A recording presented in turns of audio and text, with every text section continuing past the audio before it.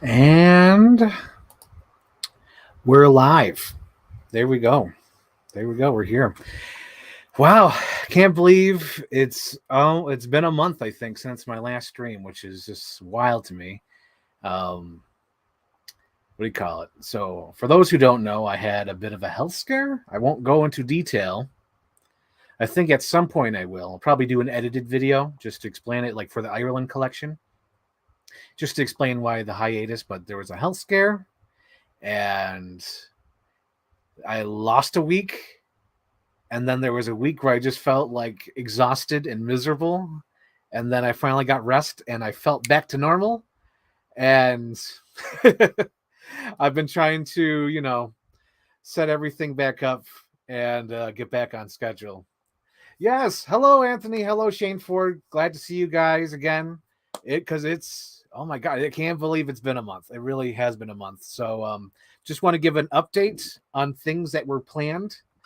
So first of all, before get started, happy Mother's Day to all those mothers out there. Yep, I sent some messages to my friends today about happy Mother's Day, and it's a wonderful day. Wonderful day. Even made my mom a Mother's Day card, so that's wonderful. So updates. The Sarah episode for last month, we were supposed to do Soul and Tremors. That episode has now been shelved because this month we had a different idea planned. It was going to be she picked Stepmom because she wants to do that for Mother's Day. And I had a hard time picking it. So I was like, what am I going to do for Mother's Day theme? So I figured Land Before Time. Easy choice. Because my other choice was like Psycho. And I think, what was the other choice I wanted to go with? It was like another Mother's Day theme. But I was like, all right, Land Before Time. It's easy to talk about. It's an hour. It's great.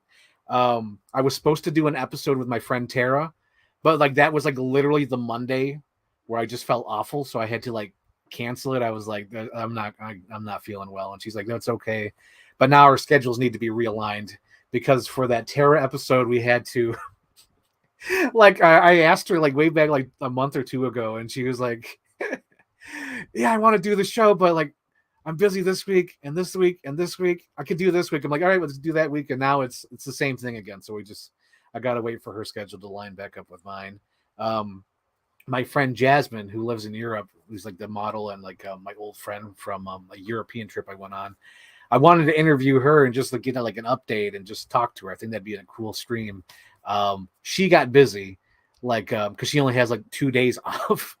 So those 2 days off, she had to schedule. I think it was like her celebrating her Mother's Day or Mother's birthday. So I was like, "You do that. We'll reschedule. It's fine." And then Anthony. I plan to do a Power Rangers episode with him at some point. I was so like, oh my god, when I got ill, like I had all these things planned. Like I gotta watch Power Rangers, gotta watch all these Disney movies, and that just got like thrown in the wood chipper. Uh, so at some point, I gotta watch the episodes that Anthony recommended to me. I actually went through YouTube, made a playlist, so I just got to put the playlist on and watch all of them, and then set up the episode with Anthony, and we got to talk about. Um, Oh, Shane, I see that Scream 2, Mother's Day. Oh, that's great. But yeah, I got to talk to Anthony about Power Rangers because I want to do that for my nephews. My nephews love Power Rangers. I ain't know nothing about Power Rangers. I want Anthony to school me, and I want him to bring back the word golly. He's got to bring it back a third time. Um, what other updates? Oh, my God, guys. My God. For the first time in 2 years, I made a new fan trailer. I can't believe it. It happened. So, I believe it was Thursday. I've been wanting to do something with the Guardians of the Galaxy trailer music for a long time. Like it was that Star Wars project, but that project stopped. So I was like, you know what movie's terrible and would work perfect for a fan trailer, and it's Jurassic Park Dominion. And I didn't have the copy, so my mom had the copy. I'm like, Mom, I need the Blu-ray and the DVD. She's like, all right. So she brought it in Friday. I copied it last night, which is a whole process because I have to copy the DVD so I can get the clean audio because I don't know how to do the audio from the Blu-ray. And then I copied the Blu-ray and then convert the Blu-ray, and that's like forever. So then after I got it, I was so excited to start editing. I started editing and I got like halfway through it, and by then it was like 1 a.m., 1:30. I'm like, I'm gonna push through. I gotta finish this stupid video. So I painstakingly made a normal looking trailer using the Guardians of the Galaxy music because it's so funny. Like legitimately, like all those clips have been used in trailers, but I had to get the Blu-ray so I could do it properly because like like some clips are shorter in the trailer than they are in the movie, or there's some clips in the trailer that are not even in the movie, so I just had to reconfigure it and whatnot. But it's so funny after completing it. It's like the most regular looking trailer. But it's to the so great. So great. Oh, Slasher Feed. Hello. We have Scream 2 is basically the original Friday the 13th. Yeah. Kind of. Yeah. So yeah, that's right. Her son. Aha, that is good. That's good. I like that. That is true. That is true. Speaking of Scream, I finally pulled the trigger, guys. I've always wanted to do something like this because I tried to do it with the Justice League poster, but I missed out on the Justice League cast. I should have went. Looking back on it, I should have just got an airplane ticket and went to New York City and tried to get all the signatures from this the Justice League. But I've decided to start a Scream poster to have all the cast members sign because my God, they go everywhere. Nev Campbell, freaking Skeech and Randy and what's his face, the guy, the killer guy. Oh my God, I'm blanking on his name. The one who goes like, I'm feeling woozy, man. Can't believe I'm losing it. But anyway, usually the cast always does these Comic Cons. They're always around. And I got to get their signature. It's going to be great. The first one I'm starting with, because he's coming to Nickel City Con, is Henry Winkler. He was the principal in Scream. So he'll sign the poster first. But I just want to start a Scream poster. And that's really cool. So I got that. Finally, Skeech! There we go. Courtney Cox, that's going to be difficult. But David Arquette, he does online signings. I don't think I've ever seen a Courtney Cox signing yet. But I've always seen David Arquette signings. Matthew Lillard, there you go. That's the name I was waiting for. Matthew Lillard, yes. How did I forget Matthew Lillard? Oh, my God. Anyway, I think that's all. Oh, wait, and one more update. And one more update before we start the unboxing.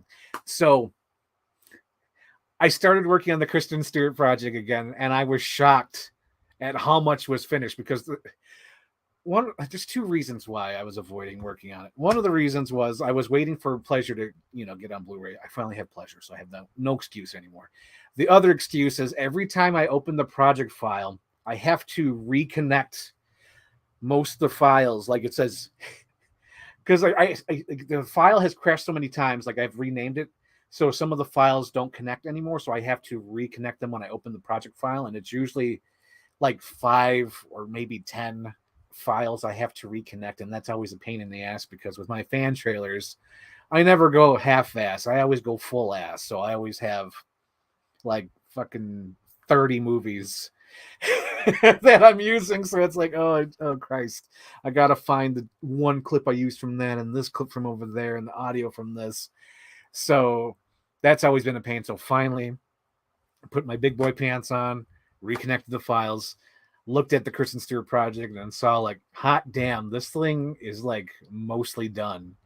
And it's just the stupid ending. It is the stupid ending. I cannot find the ending because this is a different genre. You guys know me. I've done action. I've done comedy. I've done buddy cop. I've done superheroes. I've done horror. I've done romantic comedy. I've done 70s grindhouse, but I've never done a solid drama. This is my first solid drama, and I don't know what the hell I'm doing for the ending. Because with superhero shit, you just got to have like some like obscure line like, well, win or lose, we will put in our best effort, or some stupid crap like that. But with the Kristen Stewart project, it's like, oh God, I gotta nail the ending. It's like I gotta find like a good narration from Kristen Stewart, or I just have to try narration, and that's what I'm going to do. I went on Fiverr and I hired a voiceover actor, and I gave him a little script. I haven't got heard back yet. So after I get that voiceover, I'm going to try to plug that in to see if that works. I'm hoping it works because that's that's all I got. That's all I got. I just want to do like from Columbia Studios, Kristen Stewart, Bradley Cooper, or whatever, with Bradley Cooper or something like that, and Brie Larson, which is just hilarious to me. It's like, oh my god, it's such a pain in the ass. It's almost done. Let's see who we got here. Oh my god, T Hamill, friend of the show, friend of everybody. Oh my god, he's the best. Hello, you finally saw Dungeons & Dragons. That's great. Oh my gosh. Oh my god, we got so much to talk about today, guys. So much to talk about. Holy smokes. I see the comments. The Jurassic mashup is great. I honestly got chills. Genuinely made me want to watch Dominion. Don't watch Dominion. It sucks. You know what I find funny about that trailer? It's like you could tell I put a lot of effort into it to try to rearrange scenes to make it look like a cool movie, but I know it's shit. Although right now, oh my god, I totally forgot to write that down. Holy smokes. Speaking of Dominion, oh, hang on, let's read one more comment. There's also an early 2000 film with Justin Whalen Tiernan. Okay. What was I going to say? Shit. Oh, yes. Chris Pratt. What the hell with Chris Pratt? I don't understand. So, a couple episodes, a month ago when I did the Luigi episode, I had this theory that he had like an earpiece or like he studied or had some sort of training in like social skills and like public speaking, which I still agree with because I've watched other interviews and I think this guy might be a secret genius. Like, I know people can do it, but he sat there, kind of looking at the cube, like someone gave him a Rubik's Cube and he's working on it, looking at it and answering the questions, no problem. And within the interview, because the interview, like he only got like 5 minutes or whatever, he finished the damn Rubik's Cube in 3 minutes. And I was like, who is this guy? Who is this man? What is this man? And then there was an interview where they didn't even interview them. It was Dave Bautista and Chris Pratt, and they have little paintbrushes, and they have to. The goal is you have to paint each other within 5 minutes. And Dave Bautista, he draws like the perfect star, and puts a smiley face on it. He does a goofball one, and freaking Chris Pratt legitimately does a decent sketch drawing of Dave Bautista. And it blows my mind because I'm like, if it was a drawing, it would have been better because like he's using a paintbrush, so it's a little bit cartoony. But I'm like, holy crap! Not only is he a great public speaker in all these damn interviews, he can solve a Rubik's Cube, and then he's an artist. He can legitimately draw because when they show their pictures, Dave Bautista shows the star to Chris Pratt, and Chris Pratt's like, "Oh, yours is better than mine." And then Chris Pratt shows Dave Bautista, and Dave Bautista's like, "What? You're good at everything." And I'm like, "Who is this Chris Pratt guy? What is this man? Who is he? He's like James Bond of these press tours." I don't understand. Oh my god! But yeah, I've been watching all these like Guardians of the Galaxy interviews and Super Mario Brothers interviews, and I'm just like, who is this man? What is he? What is going on? Oh my god, it's just funny to me. It's just funny. Let's go to the comments. It would be cool. In the meantime, gets used in a bunch of different mashups like Immigrant Song or I know. You know what's funny? Because like that Thursday, like I said, I had a hankering for that Guardians of the Galaxy Jurassic Park Dominion, and I looked it up, and someone did make it. And I don't mean to, poke a hole in their tire, but all they did was actually use the trailer. Like they didn't edit it. They just put the trailer over it with the audio, with the music. And I was like, no, you fucked it up. Because I can my trailer. That's like my perfect visualization. Like, oh my God, this is how it has to go. This is the exact edits. This is where these visuals have to go. And I watched his and I was like, no, it's so close. Why just put the extra effort, put the hour of effort in, because it's only the trailer you're using. But he did okay job, even though he just put the trailer with the music, but not touching it up. But like, at least he tried. He tried. We don't talk about Dominion. Well, why aren't we talking about it? Hey, that might be a good segue. So today's episode, I will be unboxing the McFarlanes. But first, before I start doing all that, I did pick these up the other day. I picked up the Scott Hall Superstars. Normally, I was trying to collect these in the beginning, but these things, because they're Walmart exclusive, it's always a crapshoot of whether the Walmart's going to get these or not. So I stopped trying to collect these. But like this Scott Hall, it's Razor Ramon. For those who don't know, my middle name was almost going to be Razor Ramon because now it's just an R because my parents couldn't decide. But like literally one of the ones because they were so into wrestling at the time was going to be Razor Ramon. And I was lucky enough to meet him in 2019 and get his signature on my Funko Pop. But yeah, I got this, had to get it. Even comes with a prop, the NWO shirt. So that's perfect for like action figures and everything else. So that's awesome. So I'll be unboxing this. And also Anthony is going to love this. I got a G.I. Joe. Here's the thing. So I'm always prowling Big Bad Toy Store. And I'm like, should I order it? Should I not? I'm like, nah, that's going to be if I find it in the store. So I finally found her in the store. I was like, yep. Because my basically my G.I. Joe shelf's, booked. It's like booked already, but like I could probably squeeze one more person in who's tiny. And I think I could squeeze her in because I think she's got like a little cool chainsaw gun or whatever. So I could throw that in there. I might just give her the real chainsaw for my accessory box because I think that'd be cool. It'll give her some character. So I'll be unboxing these. And then the main attraction will be these McFarlane Dark Knight figures. It was so funny too because when I ordered these, they kept popping in and out of stock. Like I think the one that kept like getting out of stock was the Scarecrow, and Scarecrow is like the most important piece. He comes with the arms. You need the arms. You can't, do the figure without the arms.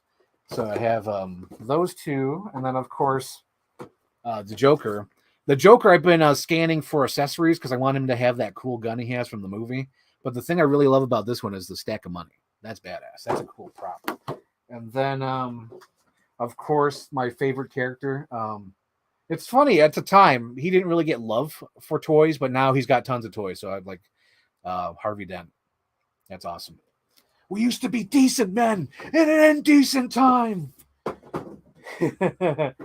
Well, how come it was you who lost everything? It wasn't. He picked you because you were the best of us. We decided, we three. And then Gordon's like, oh, hang on. And Gordon's like,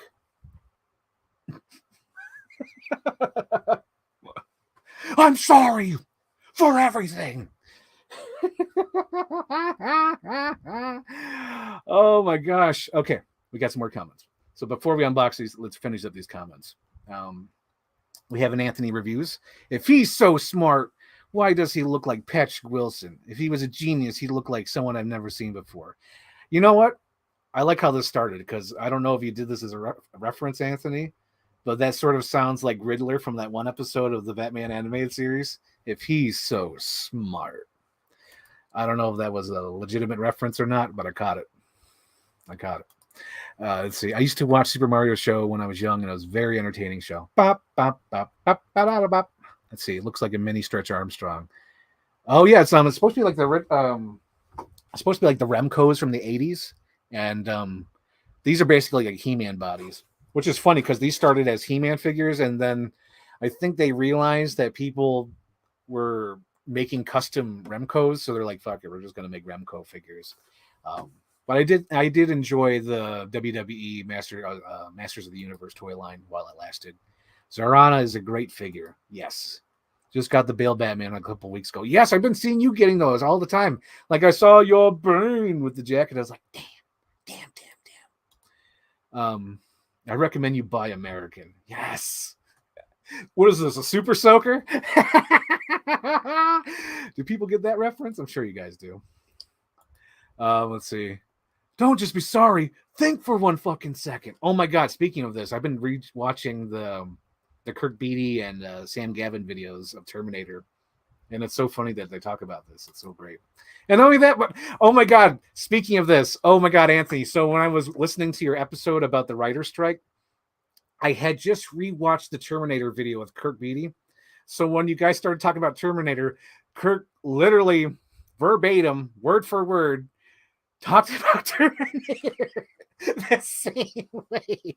I loved it. I loved it because I literally just watched it like the night before. So when the grunt came out and I was listening and Kirk started talking about Terminator and it was just it was so good. As a hardcore fan of the Kirk and Anthony, it was lovely to hear that. And it's funny because in retrospect, that video he made is like 5 years old, or maybe, yeah, it was made during COVID, so it was like in the height of it, in the heights. And so now it's okay that he repeats himself verbatim, but it just cracked me up. I'm like, that's hilarious. If you're so smart, why aren't you rich? There you go. That's what it is. I had this on VHS. That's why it sticks in my mind, because I think on that VHS there was only like one episode, maybe two. But yeah, I had that. Totally had that. Thoughts on the writer's strike? You know, I just want them to get paid, because honestly, with all the streaming crap, because the world has changed in the last 10, not even 10 years. How long has it been since like 2008? Oh my God, has it? It's been like almost 15? Because I graduated in 2009 and my high school reunion was like a couple of years ago. It's like, yeah, it's almost like, oh my God, a long time. So like, but the world has changed. You need residuals, the streaming services. I agree with Seth Rogen, because Seth Rogen's like, they must be making a lot of money because they don't want to disclose how much money they make off it. But I also think like maybe they're losing money, Like I was reading that Disney lost like 4 million subscribers or something in the fourth quarter, something like that. They lost like a ton of subscribers. And I think it was because of the Hulu thing or whatever. But yeah. Well, I think maybe people are just unsubscribing from Disney Plus just because it kind of sucks. I'm gonna be honest, kind of sucks. I was gonna talk about it later. Hang on, I'll open it over here so it doesn't go to the microphone. What was I gonna say? Oh yeah, I recently signed up for Disney Plus just because of the Guardians, which I'll talk to you about. I wanted to watch the Guardians of the Galaxy holiday special, and what do you call it? I was looking at the library after I watched Guardians, the Christmas special. I'm like, what do they have for me? And it's like, I don't care about the Marvel shows. I don't care about Star Wars. And I own most of the Disney movies. And I'm like, there's nothing on Disney Plus for me. I just found it like really weird. I was like literally going through like the library and I'm like, I have most of these movies. And I don't know. So I had to make it worth it. So I've been trying to, so what I've been doing is I had Guardians. I watched that like 3 times on the service, and then I watched the Chippendales movie, the Chippendales Rescue Rangers one. That one was so like and it wasn't bad. Grant, it was not terrible, but the thing was, it was mediocre because the jokes are things I think only adults would understand or get the references. But it's not adult enough for adults to enjoy. And then it's not kiddie enough for kids to enjoy. It's like right in the middle. It's like really like, It's like a big giant like flap. Like, I don't know, like a lead balloon. It's just like if it was like PG-13, or if they like really went all Lonely Island, I think it would have been amazing. But granted, they did a good job, striding the middle, but they did too much of a good job where it's just like, it almost entertains nobody. Because like the only 2 gags that like really, really that got me in that Chippendales movie was it was the Seth Rogen character's cameo when Seth Rogen falls from the ceiling, and then the warthog, the little Bob Blob, and then the little grasshopper from Kung Fu Panda, and they're like, "You look weird," and they're all laughing in the Seth Rogen voice. That kills me, because Seth Rogen's laugh always kills me. Because even in the Donkey Kong movie, the Mario Brothers movie, when he does that laugh, I just died. I die laughing at that laugh. It's just so funny. That's so good. Oh my gosh. And then what was I saying? Oh yeah. So yeah, it was just and the other gag that got me to laugh was the freaking the Last Crusade gag where the one chipmunk, I forget which one. I think it's Dale. Dale thinks that Chip is dead. And he's like, no, you can't be dead. And then literally Chip does the freaking like Harrison Ford, like walk in, like, what, you really do care? You know, you're crying. It's like that scene, like, I never told him I loved him. You know, they basically did the Last Crusade gag. And those are like the two gags that got me. Everything else is like, meh, meh. What else happened? Oh, hang on. Let's see. I was rewatching the Terminator videos too. See? Must be the algorithm. The algorithm. Let's see. 82. You mean 92. When did I say 82? Did I say 82? I don't know. Let's see. Disney Plus thing was mainly because they lost the rights to the stream cricket in India. Oh, thank you, Anthony. You read the article. See, Anthony is like that Twitter account. Save you a click. He saved me a click right there. Streaming has always felt like a Ponzi scheme. Oh, it totally is. Because I think I've said this in a previous stream, but in my business math class or business class in high school, I had this idea where I would have a streaming service that would partner with the studio, so you could do like have it in the theater and then have it on streaming. And I remember after pitching this idea about making partnerships with the studios and having licenses with all these different movies for the theatrical run and all that, I remember being told like, but Netflix exists. Cut to literally 10, 12, 15 years later. Now all the freaking studios have their own streaming services to a comical extent where it's almost like, who fucking cares? Just buy the DVD. At least that's me. We have Luke Deckard here. Frank. Now I got to be careful with Luke, because if I say something to Luke, Luke's going to take it 100%. Because I think I said, I forgot what movie I said was a masterpiece on his stream. And he was like, he's like, what? A masterpiece? It's not that good. And I'm like, come on, Luke, it's me. It's me. What are we talking about? I know we're talking about a lot of stuff. We're talking about Chris Pratt being a genius. We're talking about titles of the Batman animated series.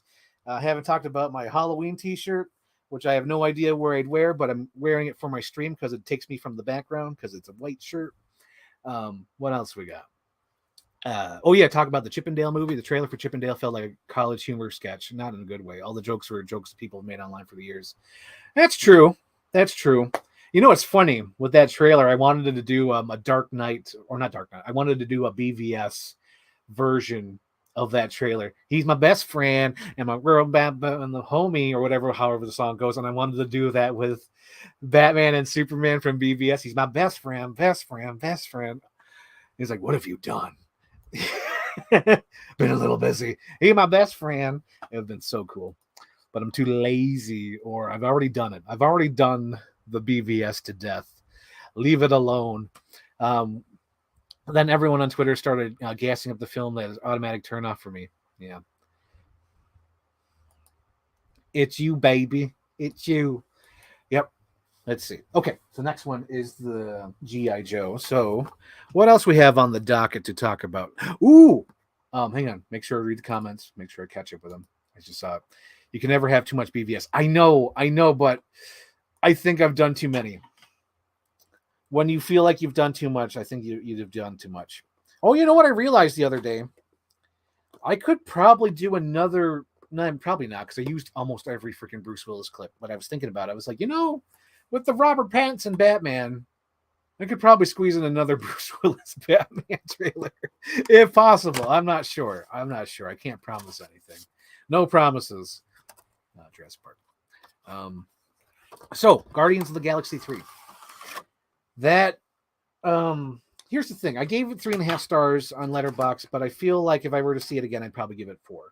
The reason why I was so tough on it, and it was even more blatant after I rewatched the whole series. I watched the holiday special, and then I watched Guardians of the Galaxy 2, and then I watched the first one. I basically watched them in reverse order, which is interesting. It's very interesting. You could see how the difference of James Gunn as a filmmaker. Hang on, let me get the plastic out of the way. You could tell the difference between James Gunn as a filmmaker. You could tell that he's like really grown, and also how like the first one sort of like sticks to like the normal like generic Marvel beats, but like the second one's like really good. And then the third one, like I don't know what happened with the third one. I feel like, again, I don't want to say that I'm hating it. Absolutely not hating it. I was just a little rough on it, just because I kind of felt like it was a little all over the place, just a little bit, just a smidge, like a mess. Like I said, it was a mess, but it's like I could understand the movie. It makes sense, but like to me, it felt like so you're driving on the road and then you keep taking left turns or whatever just to get back in the main road. You know what I mean? It's like, why didn't you just stay on the straight path? You took a turn here and you took a turn here and then you went down this road and then you turned down this road and you ended up on the road. You could have just stayed on the straight path, but it was just like for one thing, I don't know whose idea it was for the Adam Warlock character. Clearly they wanted him introduced, but clearly nobody had a plan for this goddamn guy because he didn't show up in any of the Infinity War or Endgame, and then James Gunn has to squeeze him into this movie because honestly, this movie could have had just a simple opening where like, it could have had those habulary battery, those giant aliens come down and attack them, and then that what causes Rocket to have a malfunction with his heart, but they had to squeeze in Adam Warlock into the movie.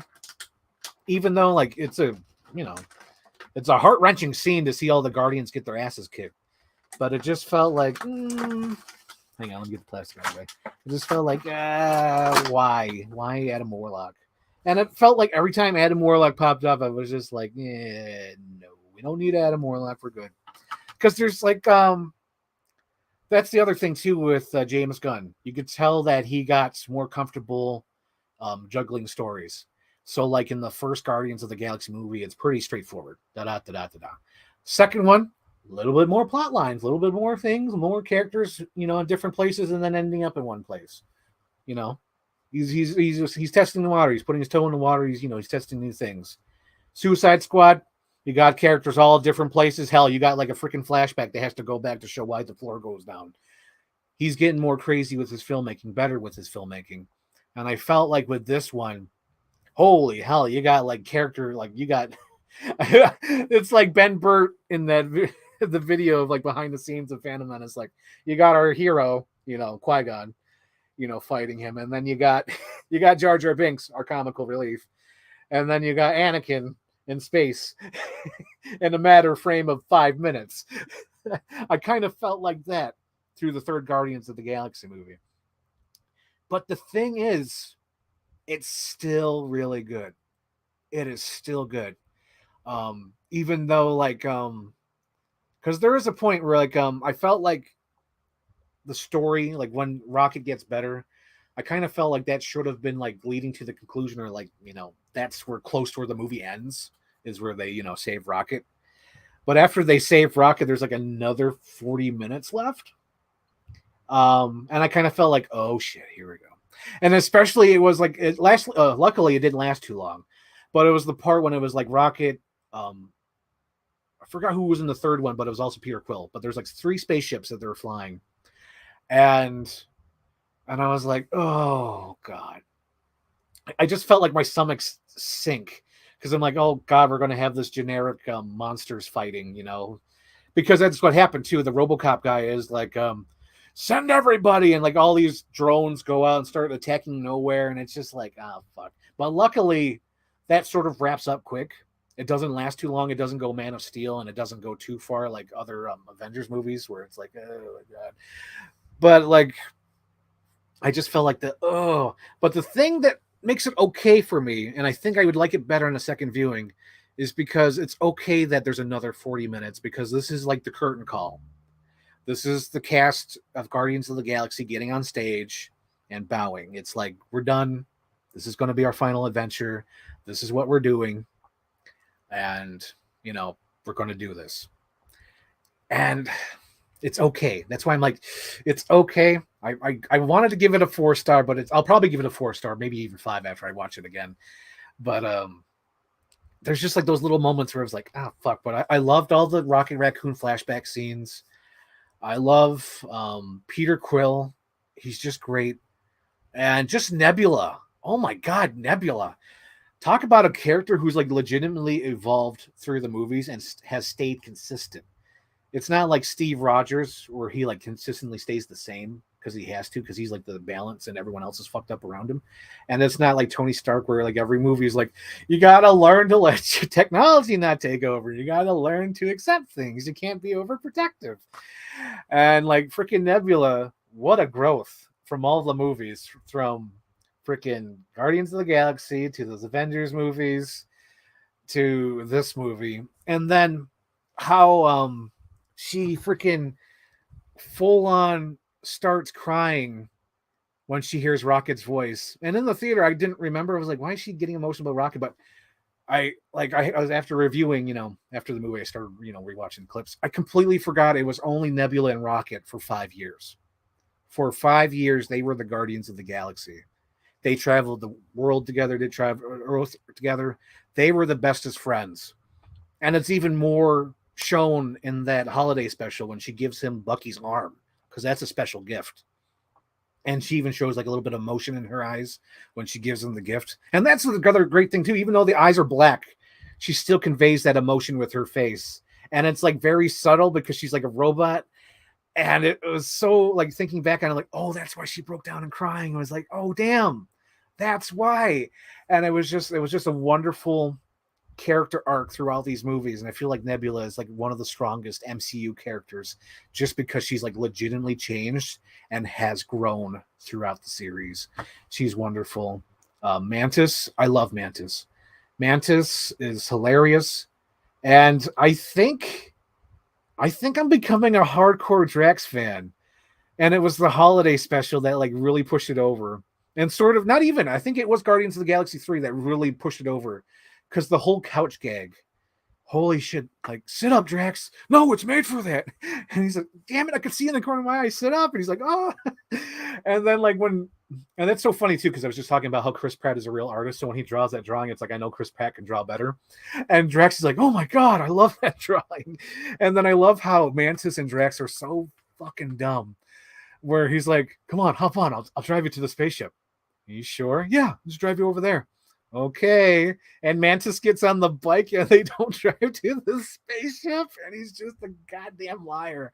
I love it. And the thing about the performance of Drax that I think I really love, and it's different from the other characters, because I sort of like with Chris Pratt, now I see him as like this cool actor. Like now I think Chris Pratt is up there with one of my favorite actors in Hollywood just because of all these goddamn interviews and Super Mario Brothers and Peter Quill and Owen Grady.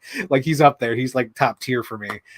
But like, he's cool guy. Like I see Chris Pratt as cool guy. He's not like, he's still Peter Quill, but it's different from Drax, because Drax, I'm not even calling him Dave Bautista. I'm calling him Drax. That's how good it is. Where like Dave Bautista like says every line with such conviction, like so much believability. Like he, when he talks, I believe Drax is real. Like I believe that character exists because he says things so matter-of-factly, and he has such a clear vision and humor and thoughts, and it's almost like, I don't understand. I'm like George Lucas, like, how does he do that? Like like the whole thing with the fucking like, my daughter used to love it when I made monkey noises. Boop, boop, boop, boop. And he does it so fucking serious. And then like the fucking holiday special, where he gets so excited seeing the little elf, the little man, and then throw you over the fence, not throw you over the fence, make up your mind. He's so great. Like something about that performance I can't put my finger on, but I think it's just like the believability. Like, it's like the complete like what's that, like conviction to the character, like the complete oh my God.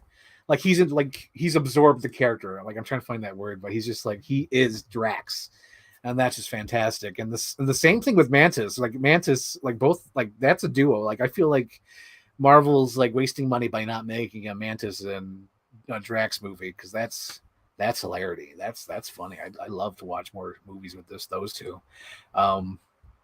And oh my God, and then Bradley Cooper, how that performance has grown over the series as a voice actor.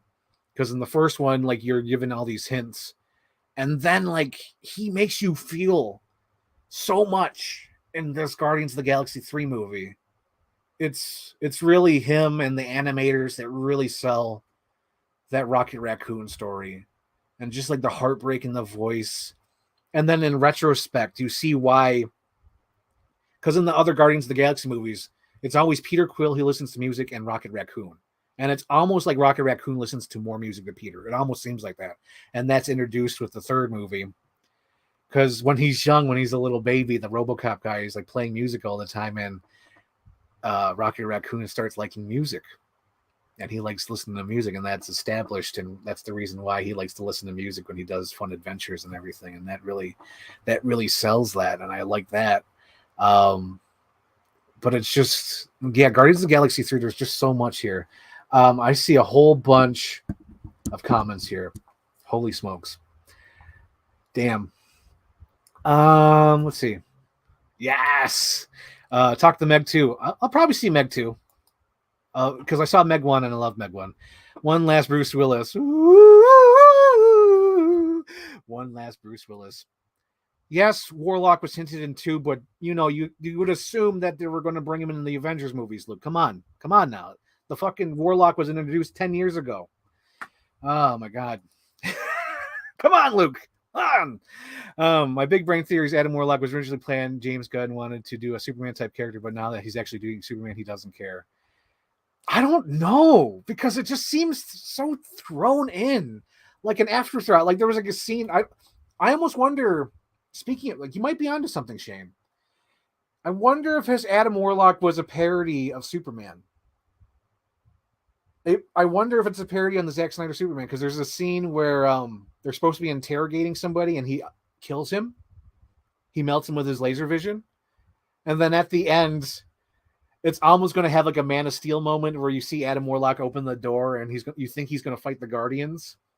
And then he passes out and there's no fight. I almost wonder if it's a parody of Zack Snyder. I wouldn't be surprised. Oh yeah, speaking of which, I love this hat. So this is the 100th anniversary series that they're doing. And I'm a fucking shill for Warner Brothers because I've done so many like mashups, and I love Lethal Weapon and Looney Tunes and all that. Wizard of Oz, Batman. So I was like, I gotta get this hat because I don't know, I love it. It's like so good. Warlock is such a classic 80s movie, Luke. Warlock. You go from escape to slightly comedic with Warlock. Right? Anthony, this movie was a freaking roller coaster. Oh, and I don't know about you guys, but my theater was fucking silent. Nobody laughed at anything. And I know this because I was dying laughing at the car when Nebula tries to open the door and Peter's like, you got to push the button. And she pushes the key. And he's like, no, the button. Okay, now what? Open the fucking door. And then he doesn't know how to drive. And it goes on for like a whole minute. And it's so fucking hilarious. I was dying, laughing. And the audience was silent. Nobody laughed at the monkey noises. Nobody laughed at Drax. Nobody laughed at Mantis calling Drax stupid. Nobody, oh my God, like nobody laughed. It was silent. It was almost like they were being quiet intentionally, like to respect the movie or something. Because like that movie is hilarious. Guardians of the Galaxy 3 is probably the most funny one out of the series. And it just cracked me the hell up. And I was just like, oh my God, like how come no one's laughing? And this is a similar thing to fucking sorry, my language. YouTube's probably going to block this video. But it's similar to when like the Super Mario Brothers. Like there's some funny gags in the Super Mario Brothers movie, and like the theater is silent, and it irritates me. It's like, why is nobody laughing? Oh my God. Hello, Rebecca, just hopping in to say hello. Good to see you. Yes, Nebula's amazing. Yep, Nebula is probably the best MCU. Yes, hands down. Other than Steve Rogers, I think Steve Rogers is up there as one of the best characters ever. Oh yeah, speaking of which, because I was thinking about this when I got Disney Plus, I was like, you know what? All the Marvel movies are on there, and I was thinking, what Marvel movies do I own? Oh, that's what happened. So I was lazy, and I was watching Guardians of the Galaxy 2 on Disney Plus because I was like, don't have to get my Blu-ray. I got Disney Plus. Let me get my money out of it. And the freaking streaming like stopped in the middle of it, and like the app wouldn't restart. So I was like, fuck this. So I turned off the app, got my Blu-ray, and I was reminded that I don't own many MCU movies. I own the first Captain America, the second Captain America. I own both Doctor Stranges because I love Doctor Strange. Like I love Doctor Strange. I love those movies. And I own all three. Oh, I own both of the Guardians of the Galaxy movies. And I think that's it. Like I gave my mom the Avengers movies because I'm like, I don't think I'll ever need to rewatch these again. But like, I think that's all I own. I don't know if I own any other Marvel movies from the MCU movie specifically. Because of course I own Daredevil and X-Men. Because I know Luke's going to say like, what? You don't own X-Men? You don't own X-Men? It's like, yes, I fucking own X-Men. Come on. But it's like that's of the MCU. I think I only own Captain America 2, Guardians of the Galaxy 2, Doctor Strange, and Doctor Strange. I think that's it. I don't own any of them. Yeah, I agree she's up there, but yeah, I was just like, I don't think I own any of them. Also, Karen Gillian, of course. Heck yeah, Full Metal. Stay strong, don't cry. Oh my God, I have to stay strong. Okay, so Anthony, I cried so many times during Guardians of the Galaxy 3. Like cried. I cried when Nebula cried. I cried when all like Teef, whatever. No spoiler. I guess spoilers because I'm sure you guys have seen it. You guys have seen it twice already. Fuck. It's like I want to see it twice. You've seen it twice already. But like when Teef and Floor and they all die, made me cry. Because it was sickening. It was just like, oh, come, like you knew it was going to happen, but I didn't know it was going to be that bad. Where not only did the otter die, but they all got killed. I cried when he saw all the baby raccoons, and then realized that he is a raccoon. I cried. Oh my God, I cried like Chris Pratt crying because like, man, he gave it his freaking all. Like, because like it's a raccoon. Like if you have step back and it's like a raccoon on life support. And he's like giving it his all. And that was just so sad too, because like the kill switch and they can't save Rocket. And it's almost like killing him, like, oh my God, it was just, oh, I gotta stay strong. It was just so sad though, because I love Rocket. Oh my God. But yeah, there's a lot of moments where I was just like, oh my God. But yeah, it was crying. Yeah. Karen Gillian is amazing and beautiful. Oh my God, for real. I saw her in Toronto Fan Expo. I don't think she's that much taller because I looked at the picture. She's probably like this much. She's probably that much taller than me. I remember when I saw her, I was like, oh my gosh, you're so tall and beautiful. Because I got a photo op with her. I got a photo op with Nebula. I was like, yes, I had to. It was so great. Oh God, here we go. That's my biggest issue with the MCU. Characters are so flatline. Here's the thing, Luke, it's a TV show. Damn it, it's a TV show. That's why they don't change. I know I have an issue with it, but I accept it. And the reason why Nebula grows is because James Gunn gave a shit. Because like apparently, like he would like give notes on how they wrote his characters in the movies, and that makes sense because out of all the movies, the Guardians of the Galaxy stay consistent. Everyone else is like whoop, whoop, whoop, whoop, whoop, whoop. And like the Guardians consistent. And even now looking back on that scene when Chris Pratt hits Thanos, I'm with him because after watching Guardians of the Galaxy 3, I would have been more heartbroken because I think I would have cried harder with the beginning because it's so sad seeing, oh God, I'm getting emotional now just thinking about it because I watched all the movies.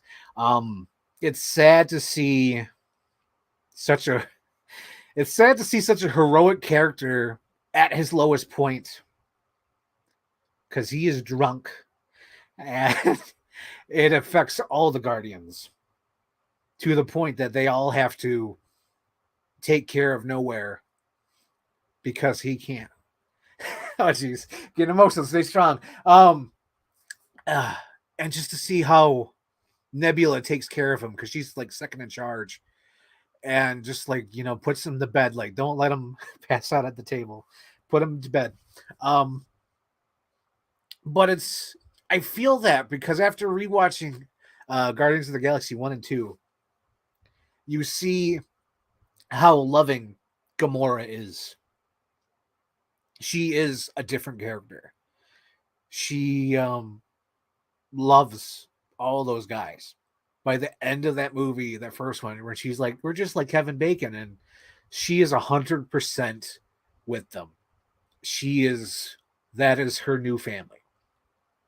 And then that second movie, how she's going to go back for Quill and then saves Nebula, even though they do fight, she saves Nebula, cares about Drax and all that. It's sad. And even, oh my God, rewatching that freaking Guardians of the Galaxy 2, it still got me when it was freaking, when Rocket Raccoon's like, I can't afford to lose another friend today. And it's like, holy shit, these movies. And it's funny because it's Drax, it's Rocket Raccoon, it's all these, assholes, these characters. And it's so well done. You care about these characters, you're invested. And honestly, I'm tearing up right now, but it was so sad, and I understand why. Because everyone's like, oh, Peter Quill's an idiot for hitting Thanos, but like, freaking Gamora is like the person who makes him change his life, who makes him not an asshole, who makes him stand up for something that's right. Because she's the one who says we have to stop this. We have to get the Infinity Stone. He's like, no, we just need to run away. She's the one who changes his mind and makes him care about someone other than himself, because he thought all the other girls, he's like, I didn't even know you were on the spaceship. Then later on, a girl he just met that day, Gamora, is like dying in space. He was going to risk his life to save her. Like, it's something different. And those movies are so well done. Ugh. But I would have probably been more emotional seeing Peter Quill that way, because thinking about it now is just even sad, because they're like, oh, because he even gets like angry drunk at like Rocket for touching the player, and it's just, oh God, it's tough. Let's see. I sure would like to remake underrated gang related high school movie Class 1984, written by Tom Holland. No, I'm not talking about the actor. Oh, yeah, I know what you're talking about. I know about Tom Holland, the director. Yeah, Class of 1984, because that one always pops up on Best of the Worst on Red Letter Media. I don't think they've ever watched it though. Really glad Dave Bautista's career has grown over the years. Hope to see more. I hope so too. I actually want to see more comedies with him, because there's that movie where it's not really good. Like, I don't think I'd recommend it to anybody because you guys don't have my sense of humor. But I love Stuber. I fucking love Stuber. Stuber was hilarious, and Dave Bautista was hilarious in it because he has to wear like these goggles because he's basically like sort of blind in that movie because he just had eye surgery in that movie. Oh my God, that movie was hilarious. I saw something about spoiler paradox. Oh, what's that? Where people know the ending, enjoyed something more. Just throwing it out there. I love spoilers. Warlock, what I meant, since they introduced him, I thought he'd be massive in 3 and fleshed out. God, Luke, here's the thing with these Easter eggs. Luke, stop it. You can't have expectations for these superhero movies. You just gotta go with the flow. You can't go with like, I'm going to see The Flash. Michael Keaton is the best Batman. This is going to be the best movie because Michael Keaton's the best Batman. You can't do that, Luke. You can't do that. You can't say like they introduced Hercules at the end of Thor. He's going to be a big character. It's like, no, you can't expect that. Don't expect that. It's too much, Luke. Don't. Pump your brakes, Luke. Pump your brakes. I just thought they were going to introduce Adam Warlock in the earlier movies because, again, Guardians of the Galaxy 2 was like in 2017. So you think, Adam Warlock's going to pop up in like the Avengers or one of those movies. Like, we need someone to back up, and he comes out there and he starts fighting, and it's like him and Captain Marvel kicking ass. but it's not that. It's like, let's see. I'm pretty sure Bizarro Superman was originally planned as the big bad at the end of Suicide Squad. Definitely think James Gunn wanted to do a riff on Superman in a long time. That could be. That could be. So maybe Adam Warlock wasn't squeezed in. I don't know. I just felt like he was squeezed out. I just felt like that was like a thing that was put on to what's his name. I just thought that. Marvel Human wearing off. Well, it's James Gunn, Luke. Guardians of the Galaxy is good. I'm not talking about. We're not talking about that. Why aren't we talking about that? Why aren't we talking about The Dark Knight? Yeah, I'm not talking about the other movies because, of course, I think Red Letter Media was right because they brought it up. I think after Guardians of the Galaxy, Marvel started doing that, the humor more. Because after thinking about it, I was like, I think Jay's right. I think after Guardians of the Galaxy came out, I think Marvel misunderstood why those movies work. So they started adding jokes to everything, and now it's that. But enough with Marvel. I just want to talk about Guardians. I don't want to talk about the MCU. I want to talk about Guardians. Because Guardians is good. Oh, this is cool. This is cool. Oh my God, this is cool. Okay. Here we go. We have the Batman. That's a good head sculpt. Look at that. That is great. I love the detail too. It does. You know what I like about this? It legitimately looks like those bad photo shoots when they had, like, before the movie comes out, they do like the production photo shoots, and you see the suit in complete day, and then you see those terrible leg designs. Because in the movie, it's always filmed from up here, like, we chose the best of us, but you never see the weak ass leg designs. Oh my gosh. But yeah, this is great. It's cool. You know what's cool? Or at least I thought would have been cool. I think I've mentioned it in the previous stream. But I always wished in the Dark Knight series, I always wished that in the third movie, I wish that Batman had to wear his old armor from the Batman Begins, like really going back to his roots. Like he's got to go back to where it all began. So, I even like that little detail. It doesn't like there's like a little bit of a space between the cape and the neck, because that's exactly what it is. A silent guardian, a dark knight. Let's see. Oh, that's what you're referring to, Luke. You're referring to why no one was laughing. No, people just don't laugh anymore, Luke. People just don't laugh anymore because this has been going for a long time. Like, I saw that movie, Mafia Mama. Fair, okay movie, but it had laughs. Like, I laughed, and nobody else laughed. Nobody laughs at movies anymore. I don't get it. I just don't get it. My theater was laughing at those bits on opening night. Oh, well, that's the thing, Captain America. You went opening night. What I did was I went on a matinee on Saturday, and there was still a crowd. There was families there, but no one was like, maybe they're all seeing it for the second time. Maybe that's why they're not laughing. They've already watched. No, wait. It can't be. Because everyone waited for the after credit scene. And if they already seen it, they wouldn't wait for the after credit scene. It is a mystery, Captain Iron Dog. It is a mystery. Oh, man.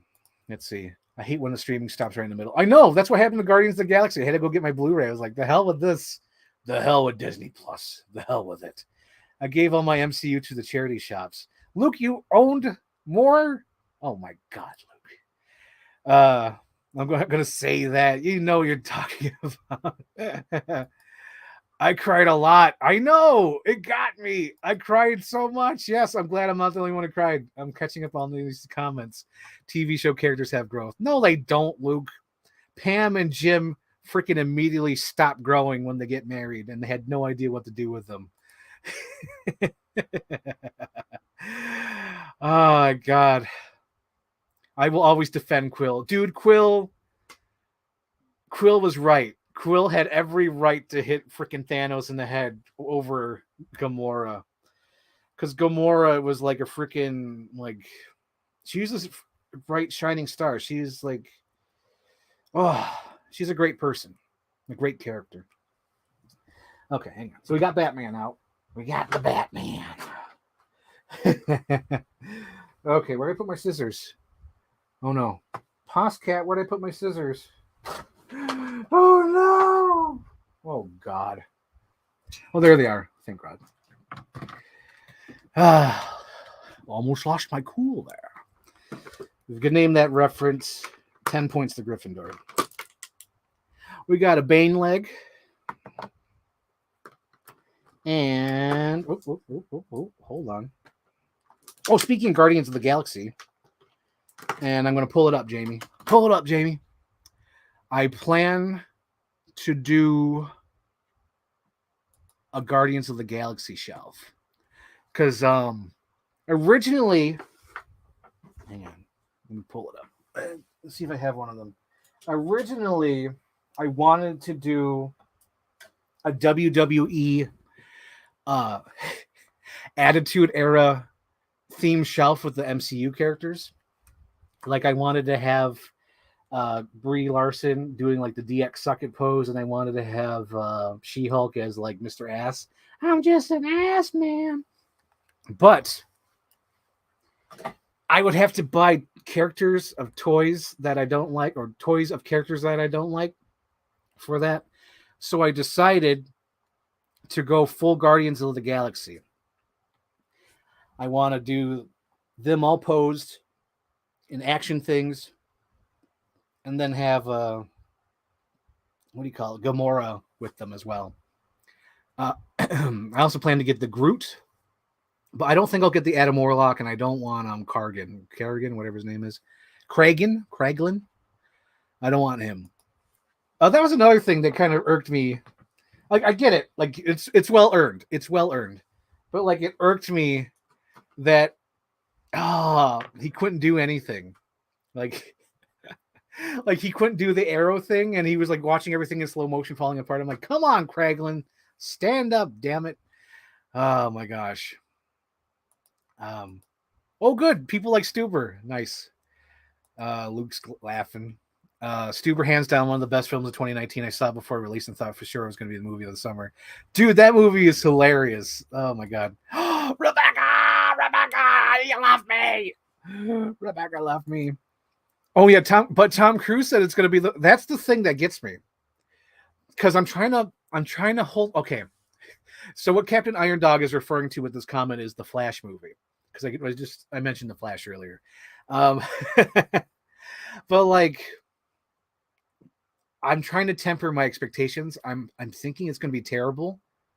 But the thing that gets me is this comment here. Because Tom Cruise, for some reason, saw The Flash, and he says it's a movie that we need right now, and he really loved it. And I'm wondering what the hell that means. Like, how good is The Flash? Because this Flash movie, it's got to be good. It's got to be good that the studios have pushed it so far, have not canceled it, are still going forward with it. Had Tom Cruise say it was good. Forget Rotten Tomatoes. You got to have Tom Cruise give it the review. And it's like, what is going to happen with this Flash movie?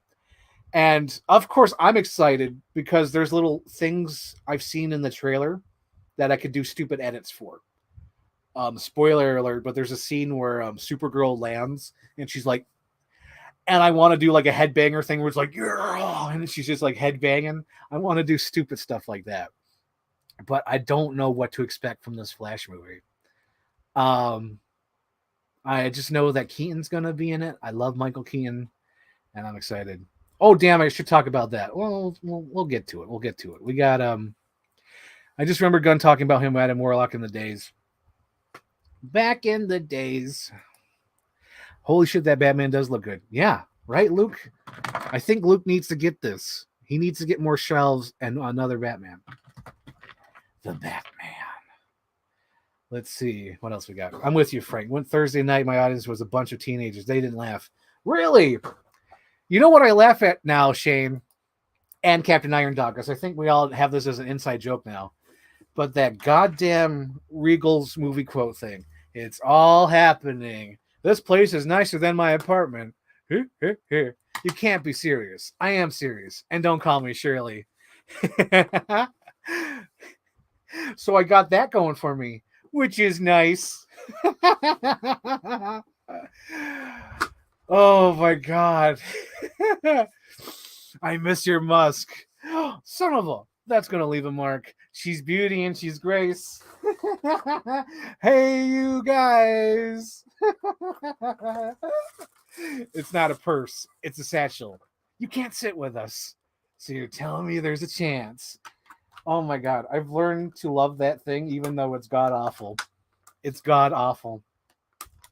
Oh yeah, she's beauty and she's grace. I had to do research on that because me and my mom were talking about that stupid intro, and we were like, "Where the hell is she's beauty and she's great from?" We looked it up and it was Miss Congeniality. I was like, "What?" They put Miss Congeniality up there with Caddyshack, and Dumb and Dumber, and Hangover, and Anchorman, and Casablanca, and Elf. They put Miss Congeniality with that tier of movie quotes. They put it up there with "Hey, you guys." Oh my gosh. So the next figure I'm opening up is the Scarecrow, which I believe this is based on his Batman Begins appearance when he's on the horse. Yeah, look at that. That's pretty cool. It's pretty cool. Now, how do you do this? Like this? Whoa, yeah. Yeah. 10 points to Gryffindor. Let's see. Oh, yeah. What I should say for those who are listening, because I'm sure people who don't watch this, they just listen. So Anthony said that's a Grinch reference, and he's referring to like, oh, what the fuck did I say? Did I say that? Reward to be a Trek. Oh, I almost lost my cool there. That was the reference I did. Let's see. LOL. Don't make me do a TV show character growth. Luke, you and your TV shows, you and your Barry and Succession and Doctor Who. Oh my gosh. I wish I was into TV. I can't do it. I love movies that are like a stopwatch. The other day, Luke, I watched, actually last night, I watched I Know What You Did Last Summer. And it was like a goddamn stopwatch. 15 minutes in, boom. Teenagers hit the guy at the car. 20 minutes in, they're dumping the body. It's great. By 30 minutes in, we get I don't know. I didn't even look at that, but I'm pretty sure by 30 minutes in, we got the card that says, I Know What You Did Last Summer. Movie started. Let's get going. Love that stuff. Love it, Luke. Love it. So with Scarecrow comes with Bane's arms. And what I decided to open these by, I decided to open them by character appearance. So Batman first, then Scarecrow, and then I'm going to do Joker, and then Two-Face, Harvey Dent. She's on Avenue X, and he's on Cicero. I still love that scene. Batman is totally going to save Rachel Dawes. And then he opens the door and he is so disappointed to see Harvey Dent. And Harvey Dent's like, no, why'd you come for me? Why'd you come for me? No. So good. But it's just so funny that Batman's like, fuck this. What happened? Joker tricked me. Oh, geez, I forgot to take these out of the thing before. I almost pulled the Ray sketches. So in the Batman, he came with some batarangs. I almost tossed that out. So I got to save the batarangs. And I don't think these batarangs are to scale. Because in the movie, they look tiny. Bats frighten me. It's time my enemies to share my dread. Why the bats, huh?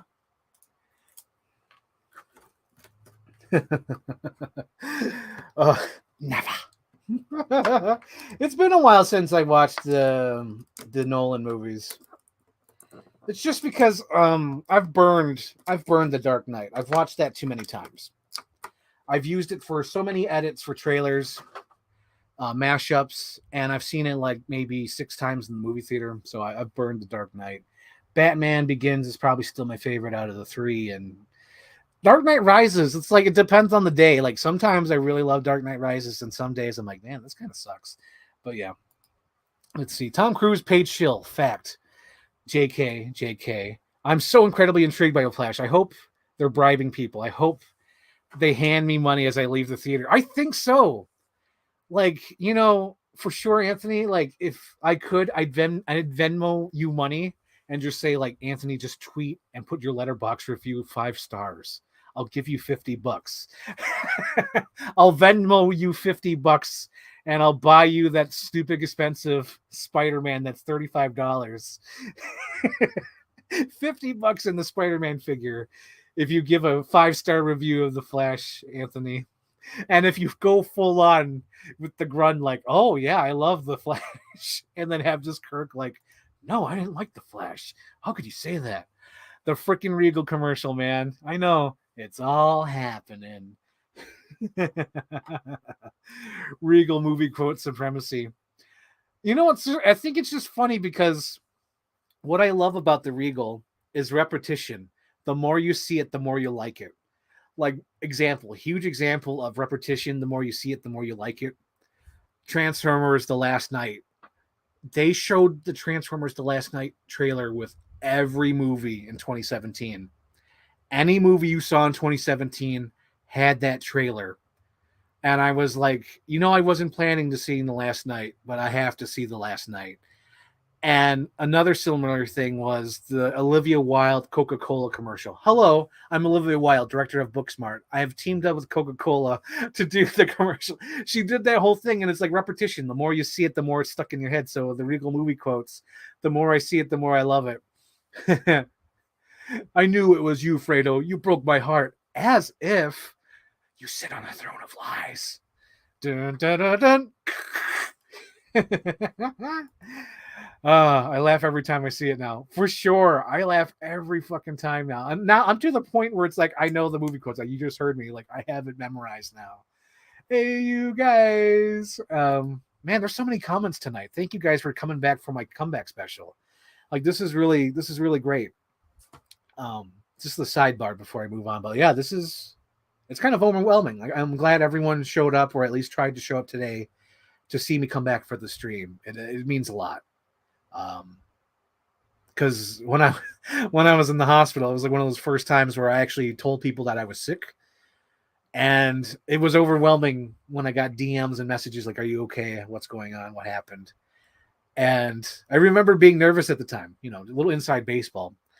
But Luke like DM'd me every goddamn day, asking me if I was out, and I just felt bad because I'm like, I don't know what's going to happen to me. I don't know what's my update. I don't know, like, my situation. And Luke was like, "Are you out yet? Are you out? Are you okay? You're out, right? You're out, right?" And I was just like, "Luke, stop it. You're overwhelming me. Oh my God." But thank you guys. Thank you for this love and appreciation tonight. Honestly, I just have to thank you guys. And for your messages when I was in the hospital. It's like, it was great. And it's funny too, because when I tweeted, I thought I said I was in the hospital or something, but I didn't.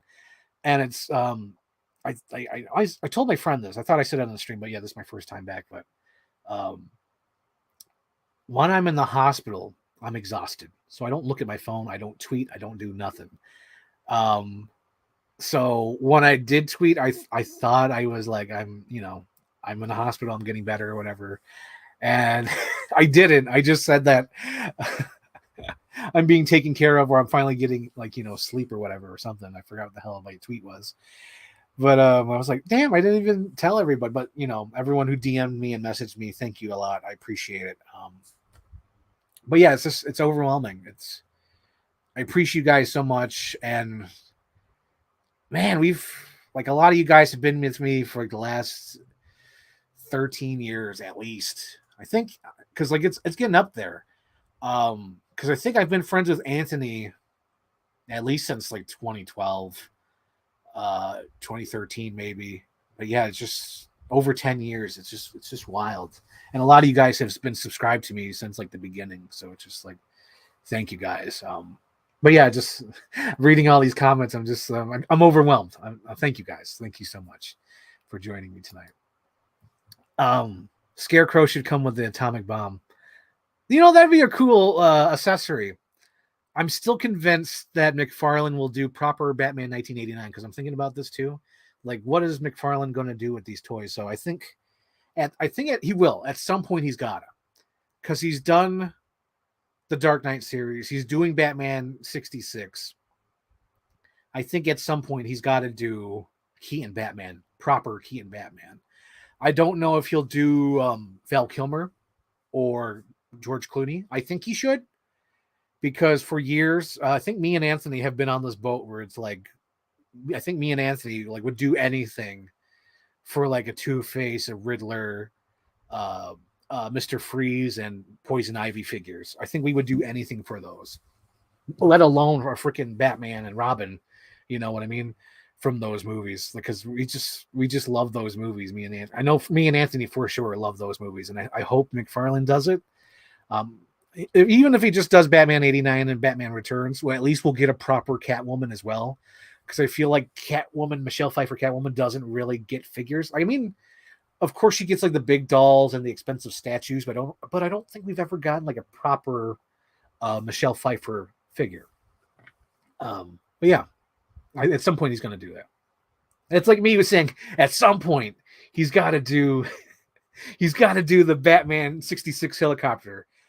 Oh my God. I hope he does it. I hope, because I'm going to hang it up here, because I have a DeLorean right here hanging over me, and I have a pterodactyl from The Lost World, but I would totally hang the freaking bat helicopter up there from Batman 66. Dent knew the risk. Rico. Dark Knight Trilogy is the Memorial Day tradition for Ray and I. Oh, it's coming up. Nice. That's cool. Begins is my personal favorite too. Yeah, because like Begins, out of all of them, I think Begins has strong rewatch value. Or at least for me, I think. Because it's fun to see Batman start out. It's fun to see him like learn the ropes, and you just appreciate that movie more. You appreciate the performance, and you appreciate the practical effects, the models, the simplicity of Batman Begins. And like, to me, at least for me, I can't speak for anybody else. I know everyone loves The Dark Knight, but for me, it sort of goes overboard with being a Heat fan film with Batman paint. It's like Heat with Batman paint, or hell, even like a Saw movie with Batman paint to a certain extent. But yeah, it's that. And then honestly, like, I don't know if he's ever said it, but freaking Batman, was it The Dark Knight Rises? That is totally like, I think not only is Christopher Nolan a freaking, oops, I forgot to show. I'm opening the Joker now. Oops, I forgot to show the box. But I feel like that movie, I think Christopher Nolan is a Rocky fan, because The Dark Knight Rises is pretty goddamn close to Rocky 3. And it's very similar to even like kung fu movies, where like the guy, the hero fails like 2 times, and the third time he succeeds. It's like a lot of like kung fu movies do that. And that whole opening scene is like a reference to like a James Bond movie. I think it's one of the Timothy Dalton movies, where they legitimately do that same stunt but with like smaller planes. But Nolan's like, I got to do it with a bigger plane. But yeah, I feel like out of all of them, Batman Begins is more of it's a solid story that feels more of its own. Like, I'm sure the movies are referencing other movies he loves. It has to be. But I just feel like the other ones sort of stray too close to reference, or not reference, but homage to his favorite stuff. It's sort of like how I see my Captain America Winter Soldier trailer. Like, I kind of don't like it because it strays too close to the homage I'm doing. Because I did an homage of another trailer online, and I'm sort of ashamed of the Captain America trailer just because it strays too close to the homage. $50 ain't bad. That's what I've been saying. That's what I've been saying. So I'm going to give Anthony $50 and a Spider-Man. Oh my gosh. Tom Welling. Oh, hang on. Before I read the next comment, I got to sell Luke on this. Luke, you got to get this Joker figure. Look how beautiful this is. He's amazing. So amazing. I picked the world up and I'm dropping on its fucking head. You guys remember that? I made a Drop It music video starring the Batman series. But yeah. Oh, something just popped up in my head. I think somebody asked on the last stream. I forgot what it was. Oh, no, it wasn't the last stream. It was, that's what it was. So there was a comment a couple weeks ago. It just popped in my head, so I'm going to talk about it. So a couple weeks ago, I got a comment on my Planet of the Apes video. And they said, like, I didn't give the new Planet of the Apes movies their due time. I didn't give them a chance. I didn't really talk about them. I didn't give them enough respect. And I really had to think about it. I'm like, okay, why don't I like those movies? Because in that, that stream, I say, like, I don't like the movies, whatever, blah. I don't really, expand on that. But after thinking about it and double winking and really thinking, I was like, okay, I understand why I don't like the new Planet of the Apes movies. I don't like the new Planet of the Apes movies because they're not why I like the original ones. I like the original Planet of the Apes movies because they have to do with time travel. Can you change your fate? Is it destiny? Is it predetermined? Can you change that? Is it inevitable? I love that stuff. All those questions come up in that series because almost every one of those movies have to deal with time travel, other than the second movie. The second movie just has to deal with weird sci-fi shit underground. But like the third movie has to deal with, if we kill these apes, do we save the future? Or is it inevitable? Will it happen anyway? And same thing with Conquest. Is this predetermined? Was this always going to happen? Even though it happened differently, it's still happening. It's not Aldo this time. This time it's Caesar. But the same steps are happening. It's almost like the timeline can't be changed. It'll still keep going. And that's what I really love about those Planet of the Apes movies. It has to deal with time travel and like civil rights, sort of like, do apes have rights? Or can humans and ape coexist? It has to deal with that. And that's what I really love about those movies. Like, now it finally clicked in my head, like, that's the difference. Because the remakes, which I really don't care for, or not remakes, I should say the reboots. The reboots of Planet of the Apes I really don't care for, just because they have nothing to do with time travel. It's all about the downfall of humanity. It's all about like the conflict between man and ape and the end of the world. And that's not why I like those movies. And that's not a subject I'm really interested in. I don't really care about that. I care about time travel. As you guys know, I'm obsessed with trying to perfect my time travel idea in my fan trailers. I'm trying to, but I haven't gotten to it yet. I haven't perfected it yet. Oh my gosh. Okay, let's go to Luke's comment. Tom Welling on the Smallville podcast was trashing Batman and Rachel relationship in The Dark Knight. It was hilarious. He was like, she isn't worth saving. Somebody save me. Oh my gosh, Anthony, I don't know if you're still here because I don't know how long I've been on. But Anthony, I loved your Smallville podcast. Had no idea what the fuck you guys were talking about, but it was so fun. I just love that guy because he has like a structure of a show, which I wish I had a structure for my show. I have to learn what he did because I have to do that with me and Luke. Or whenever I have a guest, I have to have that sort of structure, which I appreciated because he must have an outline of the movie or the TV show of Smallville and just walks through it. I need something like that when I talk about movies instead of just riffing on it like I'm doing now. I need to have some sort of outline. But I loved the show. It was great. And I'm like, I don't know if he was serious or just being funny because, it's audio. I can't see you guys. But when he asked you if you ever slammed down a glass and it like broke or if it like, did a noise or something, and you just said like, no, it was perfect. I loved it. But I love that podcast. It was wonderful. So thank you, Anthony. Thank you for your content. And I loved it because the build up for this episode was so great because I think you've done like maybe 2 or 3 Grund episodes where you're like, it's coming. I worked on it. I recorded it. And it just reminds me of the early days of the Jack Black YouTube channel where he's like, I promise you, one day I'm going to get the Gato working. I promise you gaming. We're going to start gaming. And he didn't do gaming for like 3 months.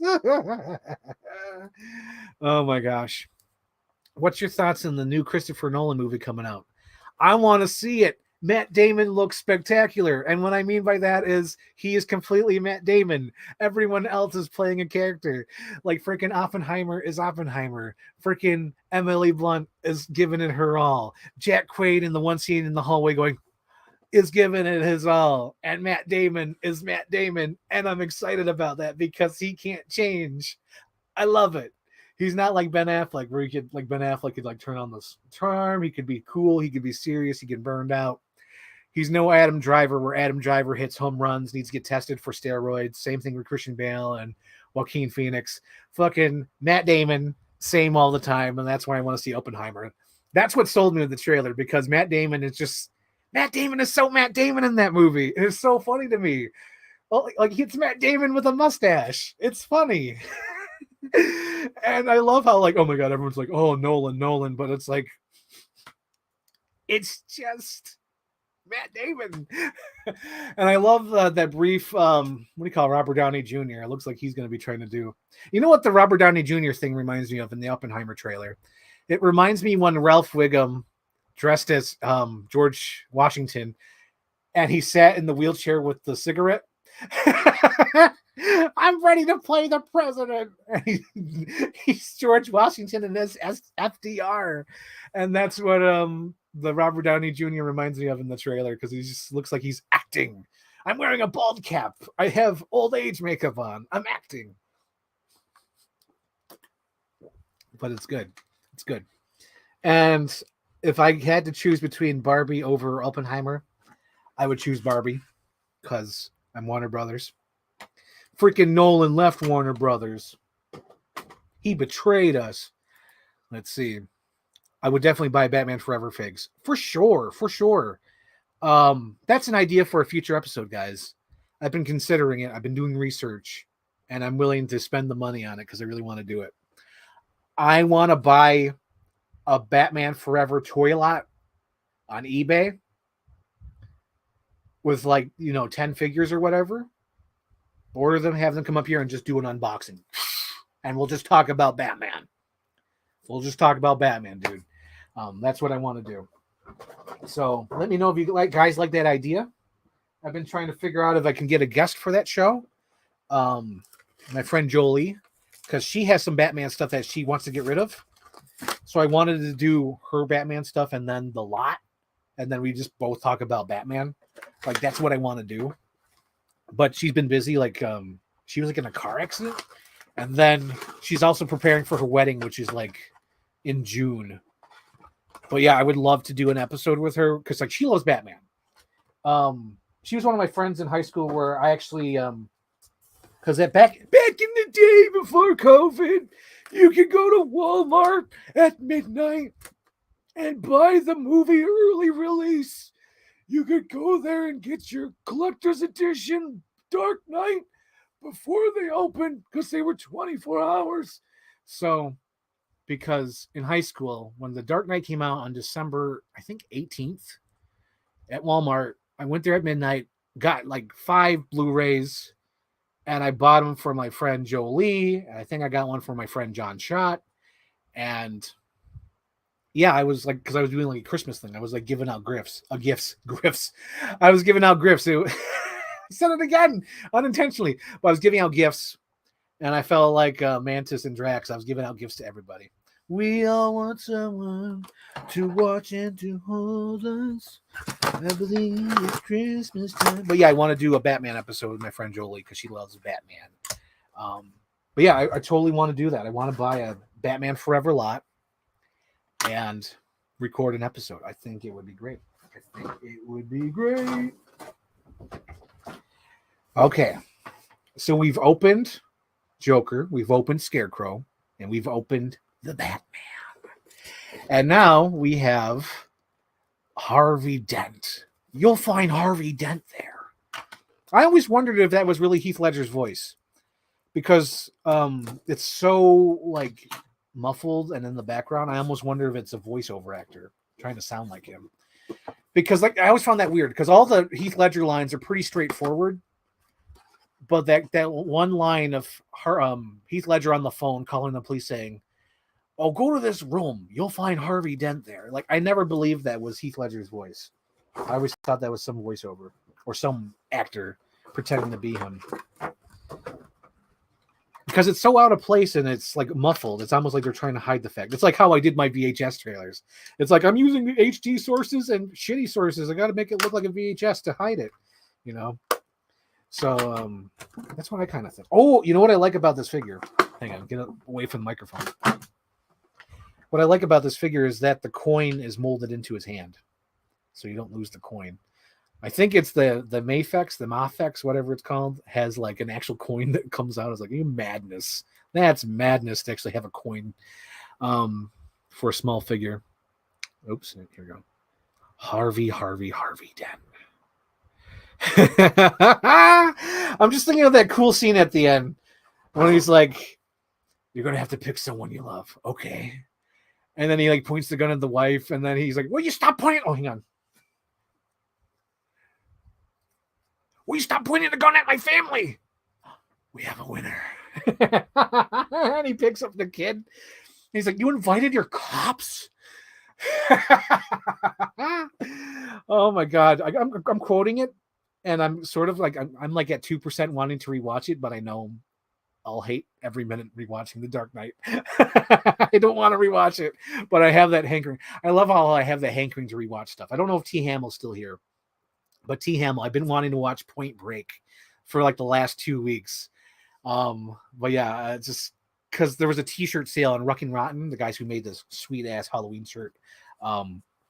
Yeah, they did some Point Break T-shirts, and I ordered one. But after watching it, it was like, oh man, I remember that movie is so cool because like they're all dressed as the ex-presidents. Little hand on the clock says time to rock and roll. So awesome.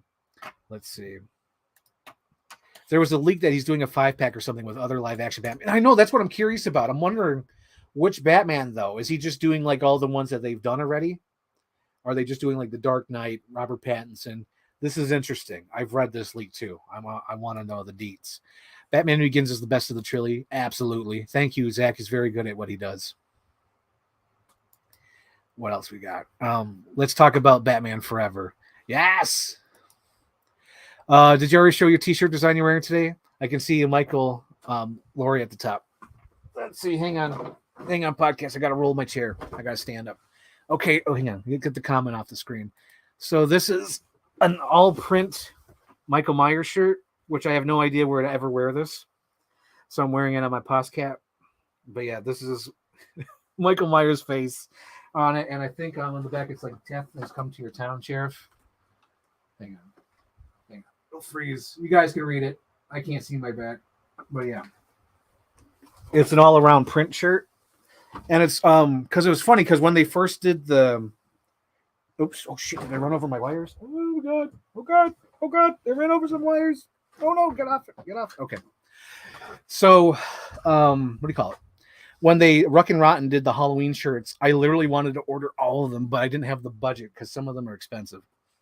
So I think I got the 2 Halloween shirts, but I really wanted this one as well. But this one is like $50. So they did a flash sale, like reprints or like extras, bonuses, whatever they had left in the, what do you call it, the archive. And they had this design, the all-around print. I'm like, hell yeah, I want the all-around print. And the thing that's interesting, guys, this is not a white t-shirt. This is actually a black t-shirt that has like white paint printed on it. So I know this is going to be fragile. Like I can't wear it all the time. It'll be strictly for podcasts. I like it because it separates me from the background. Because I usually when I wear my black t-shirts, I've noticed like I'm like a floating head. I'm like Ben Affleck at the not Ben Affleck. I'm like Ben Stiller at the Oscars. I'm like, hello guys, I'm a floating head. But yeah, let's see. I'm all caught up with the comments. So yeah, guys, seeing the shirt. We've opened up Harvey Dent. I guess what's left now is to build the Bane. So as I build this Bane, I want to talk about. Let's see. I got stuff on my list to talk about. Let's see. Oh yeah, I talked about Guardians of the Galaxy 3. Did I tell you guys about the holiday special? The holiday special is one of the greatest things I've ever seen in my life. I love the Guardians of the Galaxy holiday special. Like every joke and gag works. I love how funny Drax is. I love how funny Mantis is. It's just the greatest thing I've ever seen. And it's a shame that it's not on disc. I would love to. Oh, no. Oh, my God. Oh, my Lord. So I'm trying to build this Bane, but like it has. Oh, my God. What the hell? Oh, it's like a swivel. So this little swivel piece fell out. So I'm trying to build the Bane. In just 7 days, I can make you a man. You know, I've always wanted to see Rocky Horror at the theater, but it's like I don't think they have like normal showings. I think it's always like it's always Rocky Horror with people performing in front of the movie, and it's like, man, I just want to watch the fucking movie. Get out of the way. It's like if I wanted to perform it, I'd sit at home and perform the movie myself. But it's like I want to watch the movie in the theater, but it doesn't work out because it's always like a performance, like special, cult classic screening. All right, how the hell does this work? Because the swivel piece is getting in the way of this arm. How the hell? Oh, God. Do I need... Oh, there we go. It popped in. It popped in. That's exactly how I feel about Rocky Horror, right? Because I would love to see that movie. Like, it's astounding. Time is fleeting. Madness takes its toll. But listen closely. Not for very much longer. I've got to keep control. I remember during the time warp. Yeah, I love that movie. What's the song called? Is it Tutti Frutti or something? No, it's not Tutti Frutti. It's oh God, it's bothering me. I gotta look it up because I want to sing it. I want to sing it proper. Fruity Rocky Horror song. I'm trying to remember what the hell it's called. Oh, what is it? Oh God, I even like that song. There's a light over at the Frankenstein place. That is a reference I've been wanting to use forever in my Scooby-Doo YouTube poop. Because there's an episode where of Scooby-Doo where they break down and they have to go to a haunted mansion, and the haunted mansion has like one light on, and I've been dying to have all the characters like lip syncing. There's a light over at the Frankenstein place. Oh man. Okay, I just got to look up the soundtrack because I don't know the song title. Damn. Because I really love that freaking song by we call it Meatloaf in the movie. Because he's almost like a rap star in that movie. He sings so quickly. It's awesome. Whatever happened to Saturday night? Oh my God, it's so good. Man, I love that movie. Hot Patootie, bless my soul. I really love that rock and roll. Oh my God, like every song in that movie is a banger. Damn it, Janet, I love you. What else? Oh yeah, touch me. I want to feel dirty. Oh man, good songs. Don't dream it, be it. I'm shocked that there hasn't been like an action figure line. Well, there has been like rubber dolls or whatever where they're just like solid, which I don't mind, but I wish there was like a NECA toy line or something. Because I would love Janet. I would love all the characters. Like I'd love Frankenfurter and he never loved me. Riff Raff, that was his name. Oh, he never liked me. Tell us about it, Janet. Oh my God. Oh, and I also love Science Fiction Double Feature Picture Show. Oh my God. I love that song. I've been forever, I actually wanted to do a music video to that. I actually wanted to find all those movies they mentioned and just straight up do a music video of that. But like, I know that's probably going to get very expensive doing research on all those old ass movies. I remember the day the earth stood still and they told us where to stand. And Flash Gordon was there in silver underwear. Claude Rains was the invisible man. Oh man, it's great. Great stuff. Let's see, where was I going? Oh yes. What do you call it? Where the hell was I talking about? Toy shelf? I don't know. Anyway, somehow I got into Rocky Horror. I forgot how I got to Rocky Horror. Oh yeah, because I was building a Bane. In just 7 days, I can build you a brain. Let's see. So recently, I watched The Evil Dead Rise, and originally I was going to see it in the theater, but I went to my consiglieres, Red Letter Media, half in the bag. They recommended it, but they're like, yeah, you can watch it at home. So I was like, okay, I'll watch it at home. So I waited for Voodoo. These movies are going to Voodoo so quick. It kills me. Like the movie's in the theater and then like a week later it's on Voodoo. It's like, what the hell? So I bought it on Voodoo and I watched it and it took a long time for me to get invested because I didn't like the Cabin in the Woods crap in the beginning because I'm like, tired. We've seen this. Boring. And then it gets to the people in the apartment and it's like, because they're trying to establish them as like characters or whatever. Like, oh, she's a groupie and she's pregnant and she's seeing her sister and the sister got a divorce, single mother, and there's kids and one's a DJ, blah, blah. It's so like, ugh. And the movie doesn't, and even like all the decisions that are made, it's like, oh, that's stupid because there's an earthquake and the kid's like, oh, there's a hole in the floor. I'm going to crawl in the hole in the floor and go inside this old bank vault. After an earthquake, it's like, oh, that's who would do that? My God, this is taking forever to build this Bane. He's okay. Okay. That's a Rocky Horror reference for those who don't know. But yeah, I was watching that movie and it took forever for me to get invested in the plot because I'm like, whatever. And then it wasn't until the kids started playing the record and I was like, oh shit, here we go, son, here we go. And like the kid's like playing and it's like, hello, I found the Book of the Dead. There's 3 volumes. And then there's the Bruce Campbell cameo. Don't read from the book. It's called Book of the Dead for a reason. And then the kid gets scared and tries to stop playing the record. But the record doesn't stop playing and he can't stop it. He tries to pull the plug. He tries to pull the needle off the thing and it's like, Conda. Estrada. I was like, yes, this is what God wanted it to be. And then the Evil Dead vision goes down the street like, and it's like, yes, there we go. Here we go, son. And what follows is the most disgusting movie I've ever seen. I don't know how that movie is rated R. No idea how Evil Dead is rated R. No idea. That thing is so disgusting. Like there's a wood chipper. There's a chainsaw. There's a meat grater. There's broken glass being eaten. There's a tattoo gun. There's eyeballs being spit out.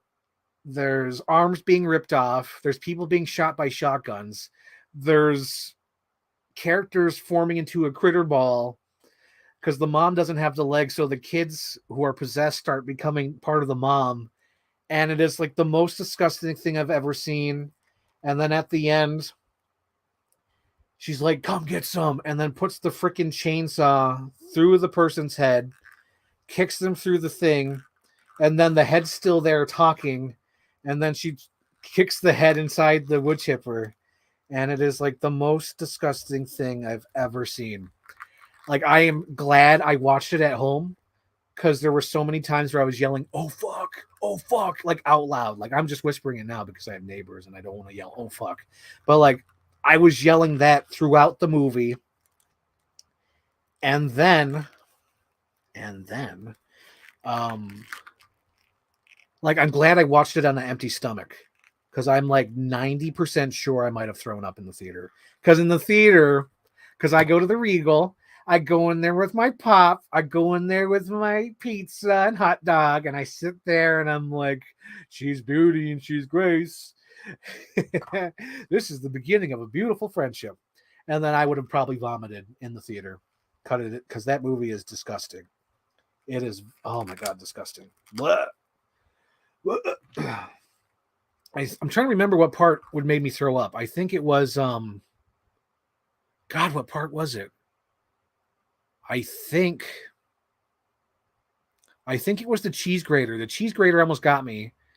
And I think it was when they start forming into a critter ball, because I thought that was the most disgusting thing ever. And then there's so much blood at the end. It's like, it made me woozy. I felt like Matthew Lillard in Scream. I'm feeling woozy, man. But it is so disgusting. Oh my God.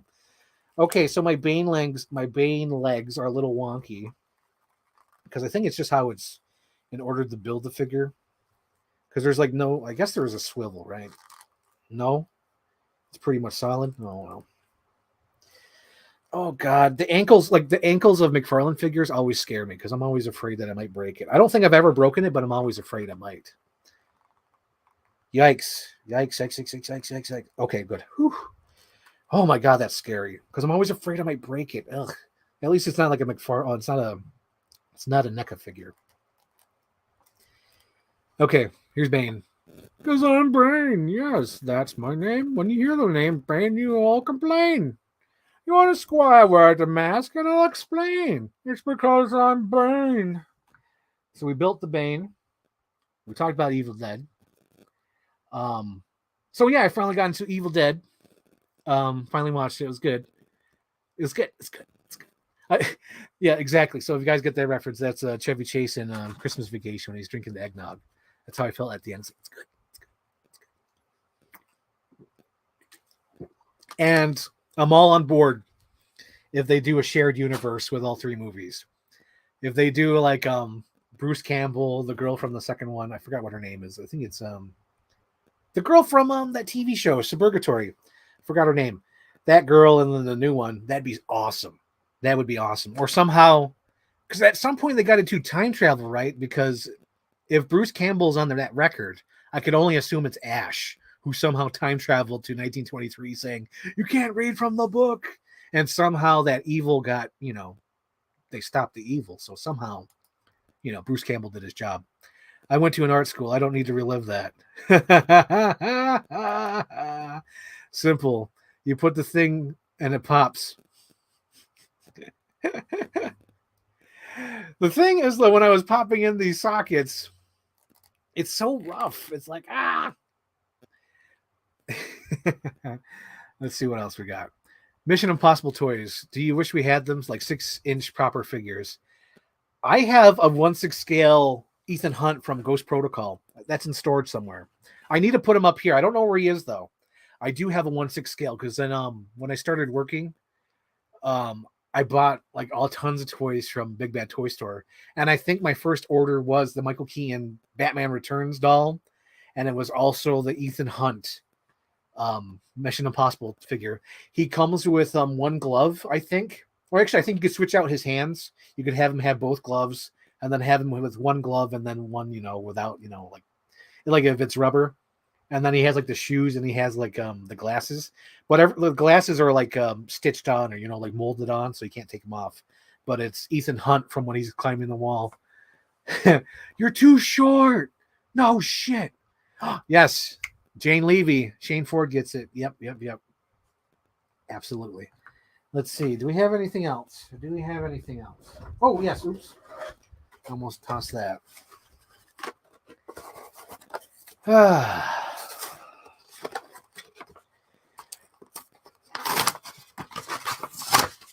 Oh, geez.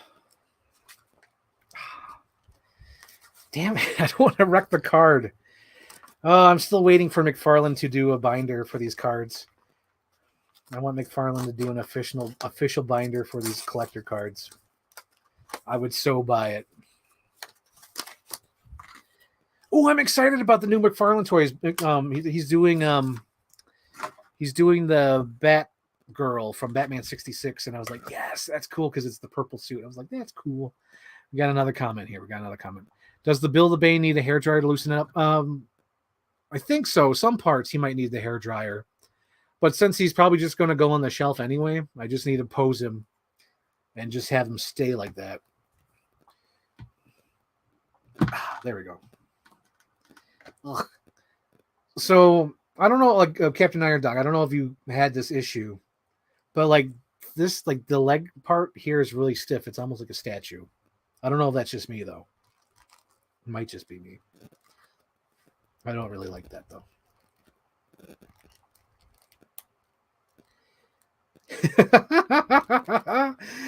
Oh my god, this is hilarious. I don't know. Something about Bane just cracks me up.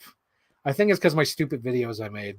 I just look at this character and he's sort of like the mascot of my series. How much longer does the program need?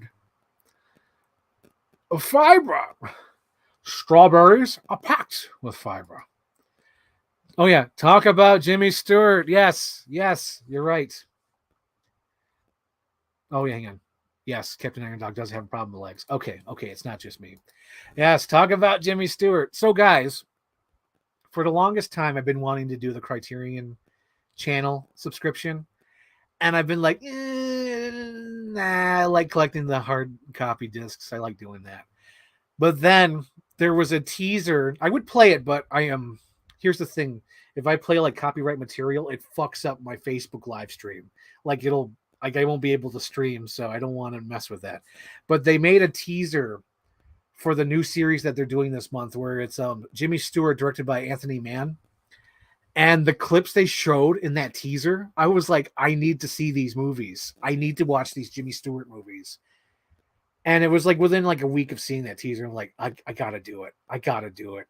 Because I think I watched that teaser like 5 times because it's so well edited.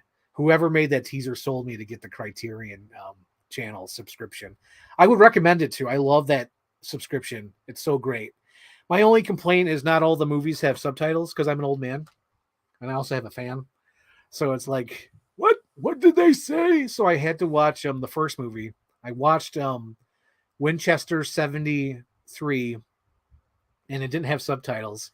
But it was so cool to watch Winchester 73. It's like an interesting story about this Winchester rifle that's being hunted down by these 2 guys, Jimmy Stewart and some other actor. I forgot the other actor's name. But they want this rifle and it changes hands and it basically goes through like the whole West, causing violence wherever it goes in the wrong hands. Just bringing death to whoever has it. And I liked the actors in it because I got to see them young. It had Shelley Winters in it.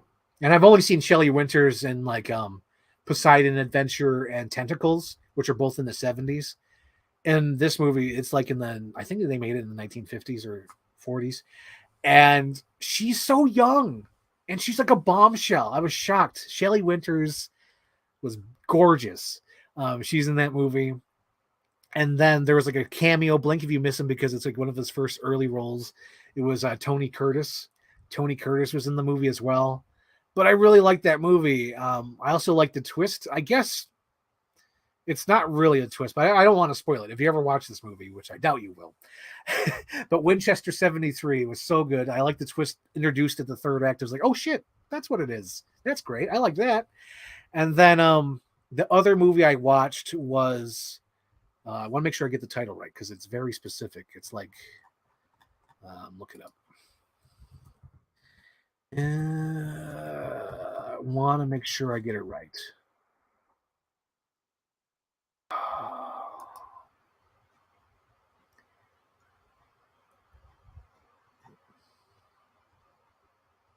Oh no. Oh no. Where is it? I thought it was going to be there and it doesn't. There we go. Is this it? Damn it, that's not it. Oh my god. Hang on. Oh my god, I'm panicking. Panicking. Okay. Oh god. Here we go. Maybe I could find it real quick here. There it is. The movie's called Bend of the River, starring Jimmy Stewart, Julie Adams, Arthur Kennedy, and Rock Hudson. This was one I've been wanting to watch forever because I remember seeing like going through. I think it was on I think it's in the Criterion Collection, or it just might have been a movie I saw on sale somewhere where it had Jimmy Stewart and Julie Adams, because I love Julie Adams in The Creature from the Black Lagoon, but that's the only movie I've ever seen her in. And I was like, ooh, this is the movie I've always wanted to see with Jimmy Stewart and her. And I love the movie because it's like the 1950s version of it. It's Jimmy Stewart as this guy playing a guide who's trying to get these settlers across the country. And he gets them so far across, and then he brings them to their settlement, but they're not getting their supplies. And it turns out the town has been overrun and corrupted because the gold rush is happening. So it's basically a drunkard town. It's baddest of the bad, people gambling. It's shit. And he basically has to steal the supplies back and drive them to the settlement. And he hires some drunkards and some of those bad people, and they backstab him. And then his true colors show, where you find out that Jimmy Stewart is basically fucking John Rambo. He is like John Wick, because you don't see him in action. You just like hear the aftermath. So like because like it's 5 guys against 1, so they kick his ass and they leave him, not for dead, but they just leave him. And he starts following the settlers, and like the guy's like, I'm gonna catch him. It's just one guy. I'm gonna go back there. Give me the rifle. And then they all go to camp, and they're like, where's the guy? Where's Red? And like, oh yeah, Red went to find Jimmy Stewart. And he's like, what? And then there's like all the guys there in camp like, we'll go get him. He's just one man. And then the guy's like really scared, like, he's not just one man. It's your funeral. And they're like, whatever. You're just trying to scare us. Come on, guys. We just need an hour. And like they all die. You don't see it. You hear it off screen. You hear all the gunshots and the screams.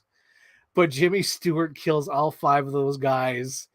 And it's awesome. I'm like, oh my God, I would love a remake of this movie where it's like this nice guy, this down-to-earth guy. It has to be like some actor who's like, a nice guy, like almost like a Keanu Reeves type, where he's just like friendly, overly friendly. And you find out that he is just a John Rambo type who just wants to live the straight and narrow. Oh my God. But I love that movie. I love Bending the River. That was really awesome. And I tried to start the next one. I think the next one was Want to Get It Right. If you're gonna do it right. It's something Thunder. I want to get it right. Filmography. Thunder Bay. That's the one.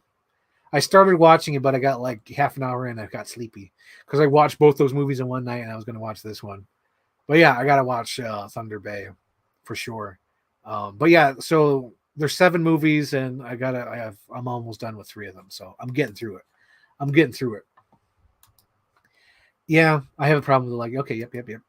Winchester 73 felt like the Coen Brothers film. Yeah, it did. It really did, because just that gun, how it just passes from one person to person, and it's just like violence, and it just brings bad luck to whoever has that rifle. I love it. Shelley Winters is great in that. Oh yeah, she's definitely great in that. Yep. I was doing the Rick Dalton point at Tony Curtis cameo. Dude, same here. I was like, what the fuck is that, Tony Curtis? Because I like a few weeks ago, I just watched Something Like a Hot. So I was watching this movie. I'm like, holy shit, that's Tony Curtis. What the fuck? It's the Tony Curtis cameo is on par with the Joel Kinnaman cameo at the end of Girl with the Dragon Tattoo, where you're like, oh my God, it's Joel Kinnaman. What the hell? Ben of the River. Yep. Do you want to see AI bring back dead actors? Oh God, I don't want to talk about AI. It's higher than my pay grade.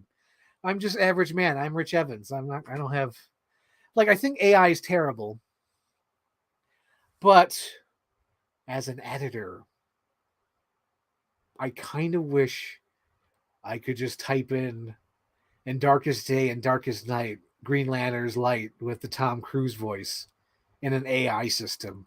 And I would love to type in lines that I want Kristen Stewart to say in my fan trailers. I would love that. The only thing I have to say about AI that I've had an opinion after seeing a couple of them, I think he's only done 2, maybe 3, but there's a guy out there who uses the AI system to make fake Wes Anderson stuff, and then he does the trailers exactly like the SNL horror sketch making fun of Wes Anderson trailers. And it's almost like it's almost how I said, like, I was too close to homage with the Captain America Winter Soldier trailer. He's too close to homage to that SNL skit, where it's almost like you're just redoing the SNL skit. You're not bringing anything new by doing an AI with the Wes Anderson Lord of the Rings or Star Wars. You're not bringing anything new to it. But oh my God, would I love to do AI voices with actors. It's not perfect yet, but at some point it will be. But I would love to do that with In Darkest Day and Darkest Night, Green Lantern's Light, with Tom Cruise's voice. And then, oh my God. Oh, we're getting there though. We're getting there. That's all I got to say about AI. About dead actors though, that's another thing. Like this writer's strike, like they got to deal with this kind of shit too. I do not envy any of this crap. It might last forever, this writer's strike, because the world has changed the last 10 years. I think I mentioned this already, because I meant this, like AI and the writer's strike are like hand in hand. It's like it's all one thing. But yeah, the world's changed and it's big. AI is big. Like I feel like that David Bowie video. I don't, if you use Instagram, we've ever seen on YouTube, there is an interview from like 1998, like 97, like it was like 90s. They're interviewing David Bowie, and he exactly knows about the internet. He's like, this thing is going to be big. We're never going to have control over it, and it's going to be like an outlet for creativity and stealing and all this stuff. It's bigger than big. And the guy who's interviewing him is like, but no, it's like for emails, and it's just for that. Is like, no, it's going to be huge. The same thing with AI. We've only, like with AI right now, we've only scratched the surface. We've only seen the tip of the iceberg. And it raises a lot of questions. And Luke, I am not up to qualifications to talk about it, because I am just a guy who can't even come up with words and forgets Matthew Lillard's name. I am not up to par to talk about AI, because honestly, it is bigger. It is bigger. It is huge. AI, it's a scary thing, honestly. It's almost like that scene in all those Jurassic Park documentaries where they talk about CGI and how it's like, oh shit, I guess I'm out of a job. You know what I mean? So it'll get better, Luke. It's bad, but it'll get better. When I say better, I mean like the technology will get better, but it'll get worse for artists and creators to do stuff. I think so. Yeah, I guess that's my thoughts on it. It's like, I got like the mentality of Drax. I can't talk about AI. It is bigger. It's bigger than me. Okay, going next. I was literally thinking Candy would be great for a remake of that movie. Yes, dude, I would love that. Captain Iron Dog. I want to see a Western with Keanu Reeves, because it would be so great. And that the reveal at the end when you see Keanu Reeves' neck, where you just see that he like was trying to be hanged. Oh my God. Oh my gosh. Yeah. Bend in the River with Keanu Reeves would be so kick ass. Oh man, because it has to be like an average man, maybe even crazy going on a limb, but maybe someone like a Jason Bateman, or even like um, uh, Bill Hader. I don't know if those characters would work in a Western, but it has to be someone who's like friendly. It can't be too friendly. It can't be like a Tom Holland, because Tom Holland's like too friendly. But it has to be like a friendly actor, and they gotta pull it off being badass. And that's what I like about Bend of the River. Like if I did Bend of the River remake, I would totally do like the whole sequence where he's doing like John Wick traps and John Rambo traps in the freaking woods, and just like killing them with like a Bowie knife. And instead of 5 guys, I'd probably have 12 dudes, where he just takes them all in the woods. And then when they have to get the gold miners to do it, oh man, that'd be so great. But man, yeah, Bend in the River with like Keanu Reeves, or like maybe a Jason Bateman, or somebody like weird, and like a friendly actor who would like test their chops to do something like that. Maybe even because I've only seen, like, here's the thing. So here's the weird thing. So my algorithm is fucked up, and so for some reason I've been getting recommended the Wexham videos with Ryan Reynolds and oh god, I can't. They made a song about him. Wexham. Damn, what's his name? Always Sunny. Ah, I gotta see his name. Rob McElhaney. Oh, oh, damn! They made that song. Oh man, I'm saying his name wrong. Damn it. Michael Henney. I think his name is Michael Henney. Maybe that guy, because he might be a good like Western type for that kind of movie. Yeah. Okay. Let's see the next comment. You'll be seeing me. You'll be seeing me every time you go to bed at night. You'll look back in the darkest, wonder if I'm there. And some night I'll be seeing. You'll be seeing me. Yes, dude. Oh my god, that is so John Wick too. You'll be seeing me. You'll be seeing me every time you go down to bed at night. You'll look back in the darkness and wonder if I'm there. Some night I will be. I'll be there. You'll be seeing me. So good. Talk about it, damn it. Frank doesn't like that movie. He doesn't want to talk about AI. AI, artificial intelligence. Oh, has it been 3 hours? Has it been 3 hours? What a load of tripe. Okay. Give me a second, podcast. Give me a second. There we go. What a load of tripe. What a load of tripe. Yeah. AI, artificial intelligence. The only person who is qualified to talk about AI is Neil Breen. Honestly, Astro City is my most anticipated film right now. I really love the trailer. Oh yeah, that movie. I think I mentioned in the previous stream. I don't want to shit on it because I'm sure it's a well-made movie, but that movie it just looks so ugly. In my thing, because I think I was talking about how I miss early Wes Anderson. I miss Bottle Rocket Wes Anderson. I miss Royal Tenenbaums. I miss Life Aquatic, where it was sort of like a mixture of the two, but now it's sort of way too much into his fantasy. And I wish there was someone to hold him back. Like, granted, it's so awesome that he gets to do his own creative endeavors and stuff like that, but it's just like, it's like, yeah.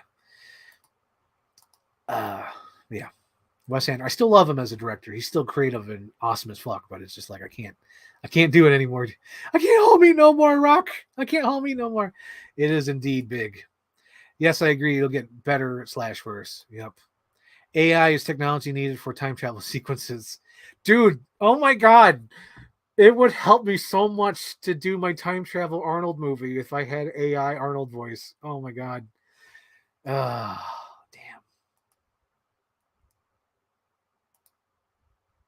Ooh, Chris Pratt. Oh my god, Chris Pratt. Chris Pratt is that character. I could see that. But like he's got to I like here's the thing with Chris Pratt. I like thin Chris Pratt, lean Chris Pratt. I don't want him to be like cuz he's like big in Guardians.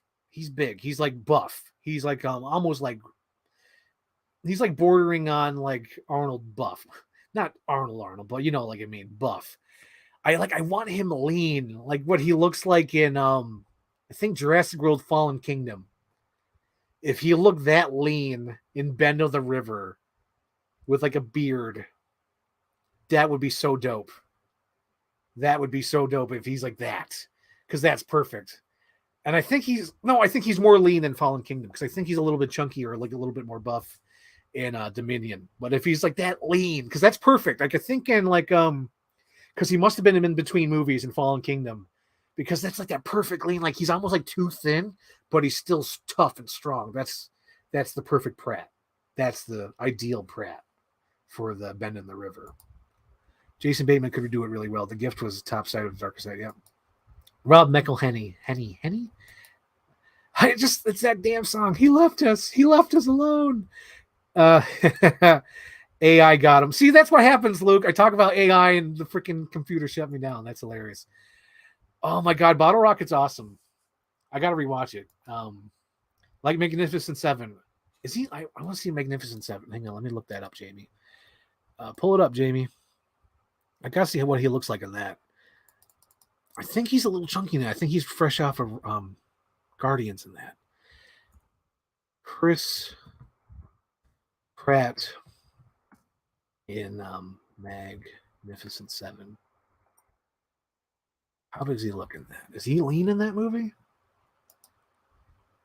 No, he's chunky in this movie. He's definitely chunky in that. Yeah, this is like fresh off Guardians. No, he needs to be like lean. Hang on.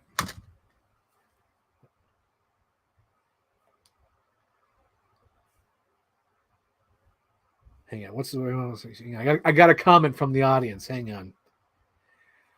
Let's see. I'm saying it was blown out. Yeah, that's better. Okay. Sorry, guys. Yeah, I was told I was blown out, so I turned the light off. Turn the light off. Turn the light off. So yeah, I think I hit all my things anyway. So maybe that's a good place to end it. Unless there's anything else you guys want me to talk about. Talked about Evil Dead. Talked about the Dark Knight figures. Talked about upcoming shows that I want to do. Yeah, I think that's everything. Oh, I guess I could talk about that. I was just talking about this the other day.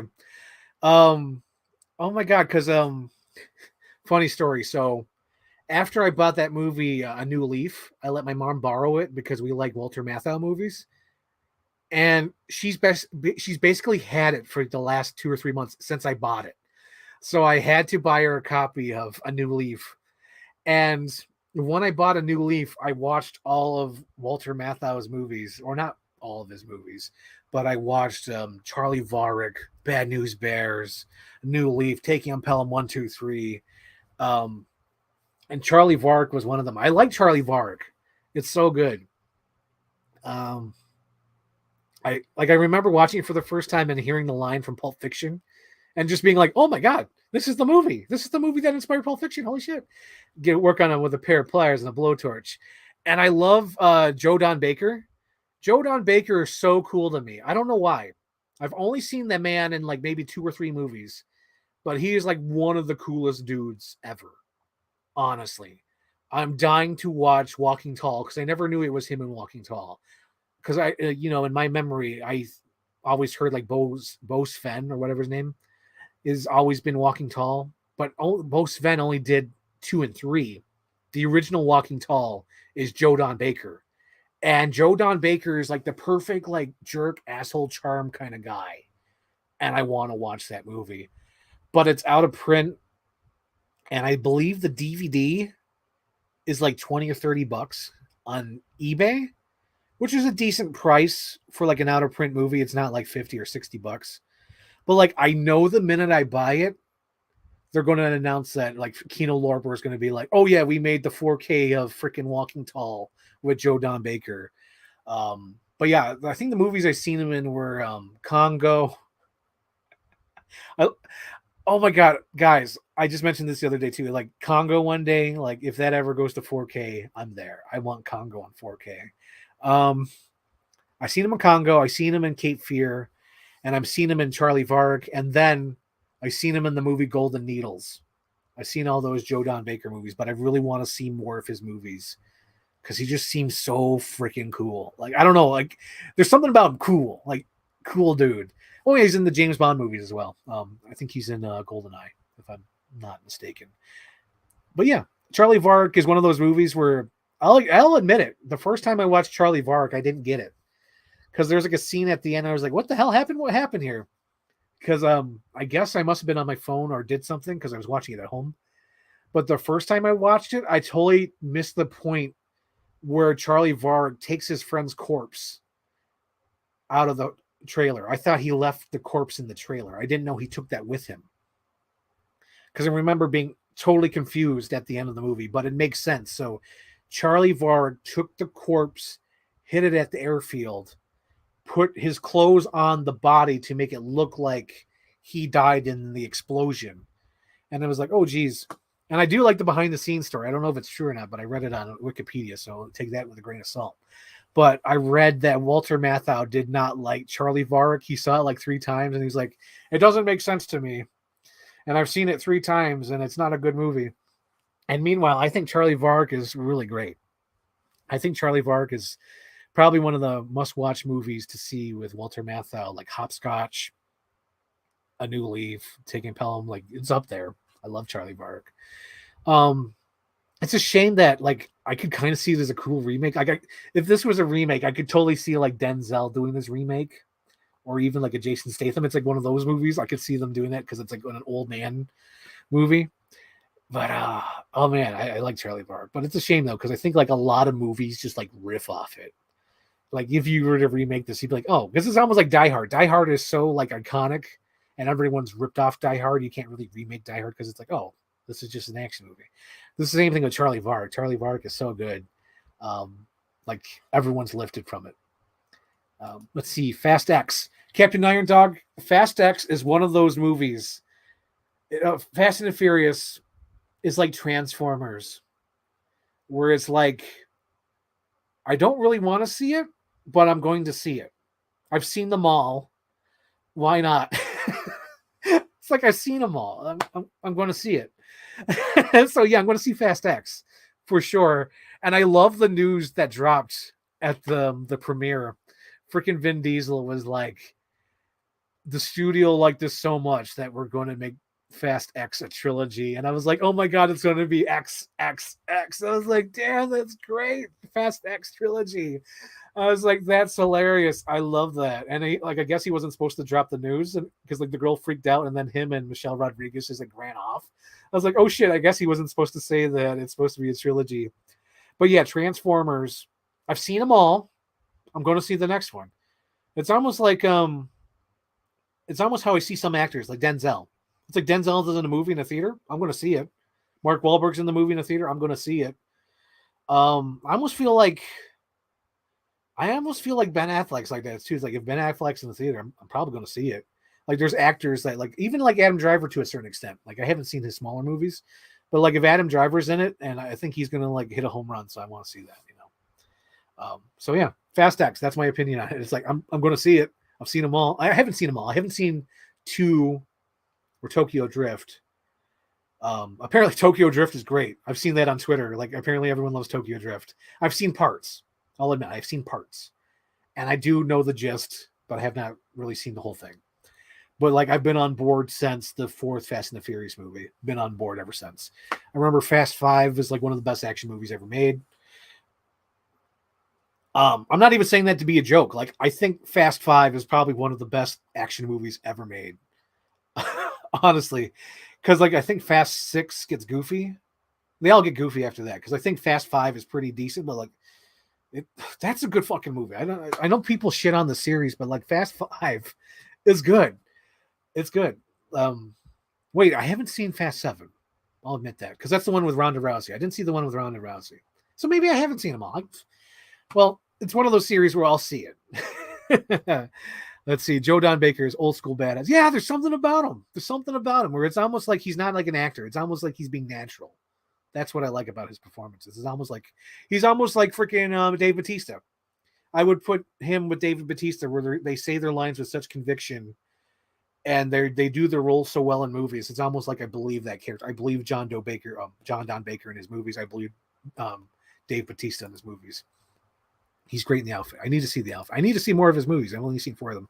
Frank, when are we chanting Jumanji? I watched my 4K and it was glorious. When I get my 4K, that's when okay, Luke. So I've been wanting to, because like almost every week, if I have enough in my budget, I buy movies. Like for shit. Like I'm not even shitting. Like almost every week I've been buying movies because I'm like, fuck it. I want movies. So I'll probably pick this one up. I'll pick up the Jumanji 4K this week because I've been wanting to pick up American Gangster. Because I left that movie with my mom because I know my mom loves Denzel. So I left that movie with my mom. So I need to upgrade my American Gangster because I fucking love American Gangster, Denzel and Russell Crowe. I think that's where that's where my Russell Crowe fandom grew. That was the first movie where I really liked him in, and then like Nice Guys and Exorcist Priest and Unhinged. I should do an episode on Unhinged. I need to rewatch that. I really love Unhinged. I know I went to talk about extent on a previous stream, but I love Unhinged. Let's see. Thoughts on Marvels. I'll probably watch it at home. The Marvels. Because I need to see if my theory's true. And I won't explain my theory, but I have a theory about Brie Larson.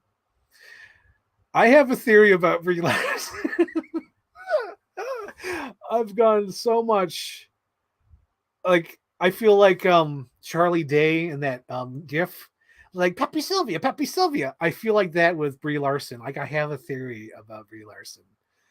And if I watch this Captain Marvel movie and I see anything that's even like a whiff of my theory, I'll be convinced that it's true and I'll make it public because I've only tweeted about it and I don't want to explain it here, but I have a theory about Brie Larson and it's just it's funny.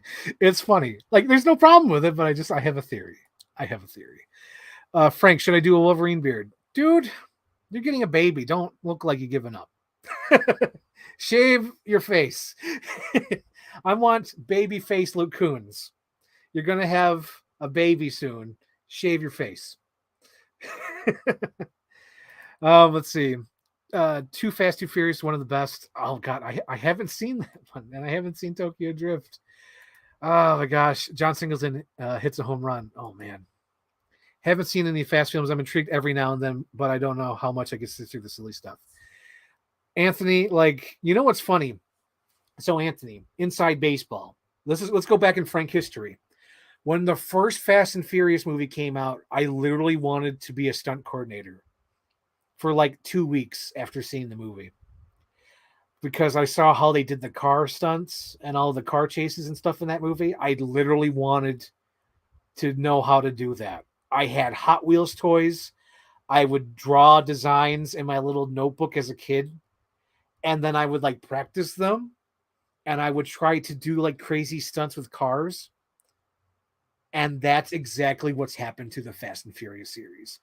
Like these movies are almost like Hot Wheels movies. Like honestly, if Hot Wheels was a series, it would be this. It would be the Fast Furious series because it's almost like you're just playing with like your WWE toys while you're playing with your Hot Wheels. I shit you not. That's exactly what it is. You're playing with your WWE Mattel figures with your Hot Wheels. Watching Fast Five really is that good. Yes. Would love an unhinged episode. Yes. Yes, Anthony knows my theory because I think he kind of agrees. Because I remember I shared these images and he's like, there's definitely something there. It's my Pepe Sylvia theory is there. I keep seeing this name, Pepe Sylvia, Pepe Sylvia. This is there.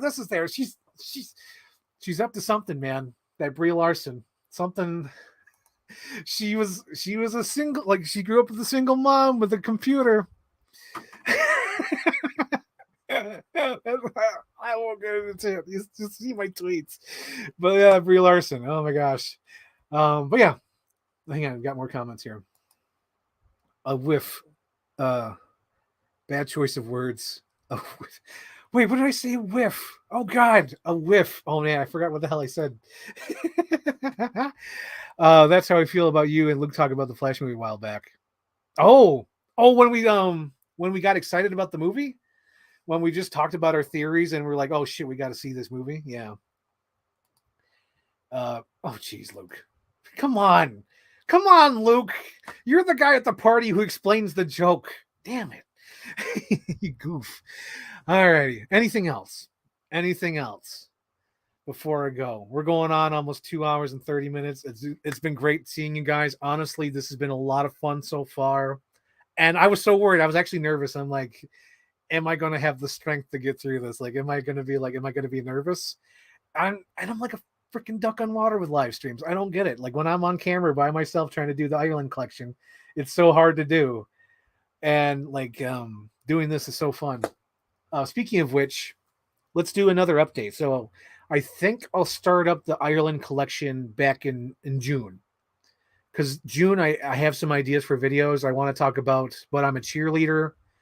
I think I don't know if he's ever going to watch this. I think he does watch these. But my friend Joe from elementary school, Sleeping Druid, on Twitter and YouTube, he asked me to talk about a movie that explained my what inspired me to draw as a kid. And I discussed this with my mom the other day. I could talk about it now. No spoilers. But like for the Ireland collection episode, I want to talk about a movie that inspired me to draw. And me and my mom were talking about it because she for sure knows it's dinosaurs, but she doesn't know what movie. And it works for June because June is Jurassic themed, Jurassic Park, because everyone does dinosaurs in June. So that's perfect. So I could talk about LGBTQ movies plus, and talk about we call it that. Talk about Jurassic Park movies, or not Jurassic Park. Spoiler alert. I think I'm going to talk about Journey to the Beginning of Time for my dinosaur episode, because me and my mom were really talking about it. She was like, "Which dinosaur movie was it?" Because I thought it could be Jurassic Park that inspired me to draw. It could be We're Back, a Dinosaur Story. It could be Baby, the dinosaur movie, the one with the girl from Blade Runner. Oh fuck, I forgot her name. Damn, it's like at the tip of my tongue. I know it's gonna pop in my head. Blade Runner actress. Sean Young. There it is. Sean Young. Yeah, Sean Young's in that dinosaur movie, but I don't know what dinosaur movie it was, but that inspired me to draw.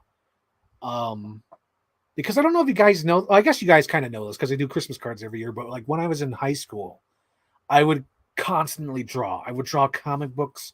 I would draw like storyboards. I would draw caricatures of my teachers because I was in my math class and I'm a dummy.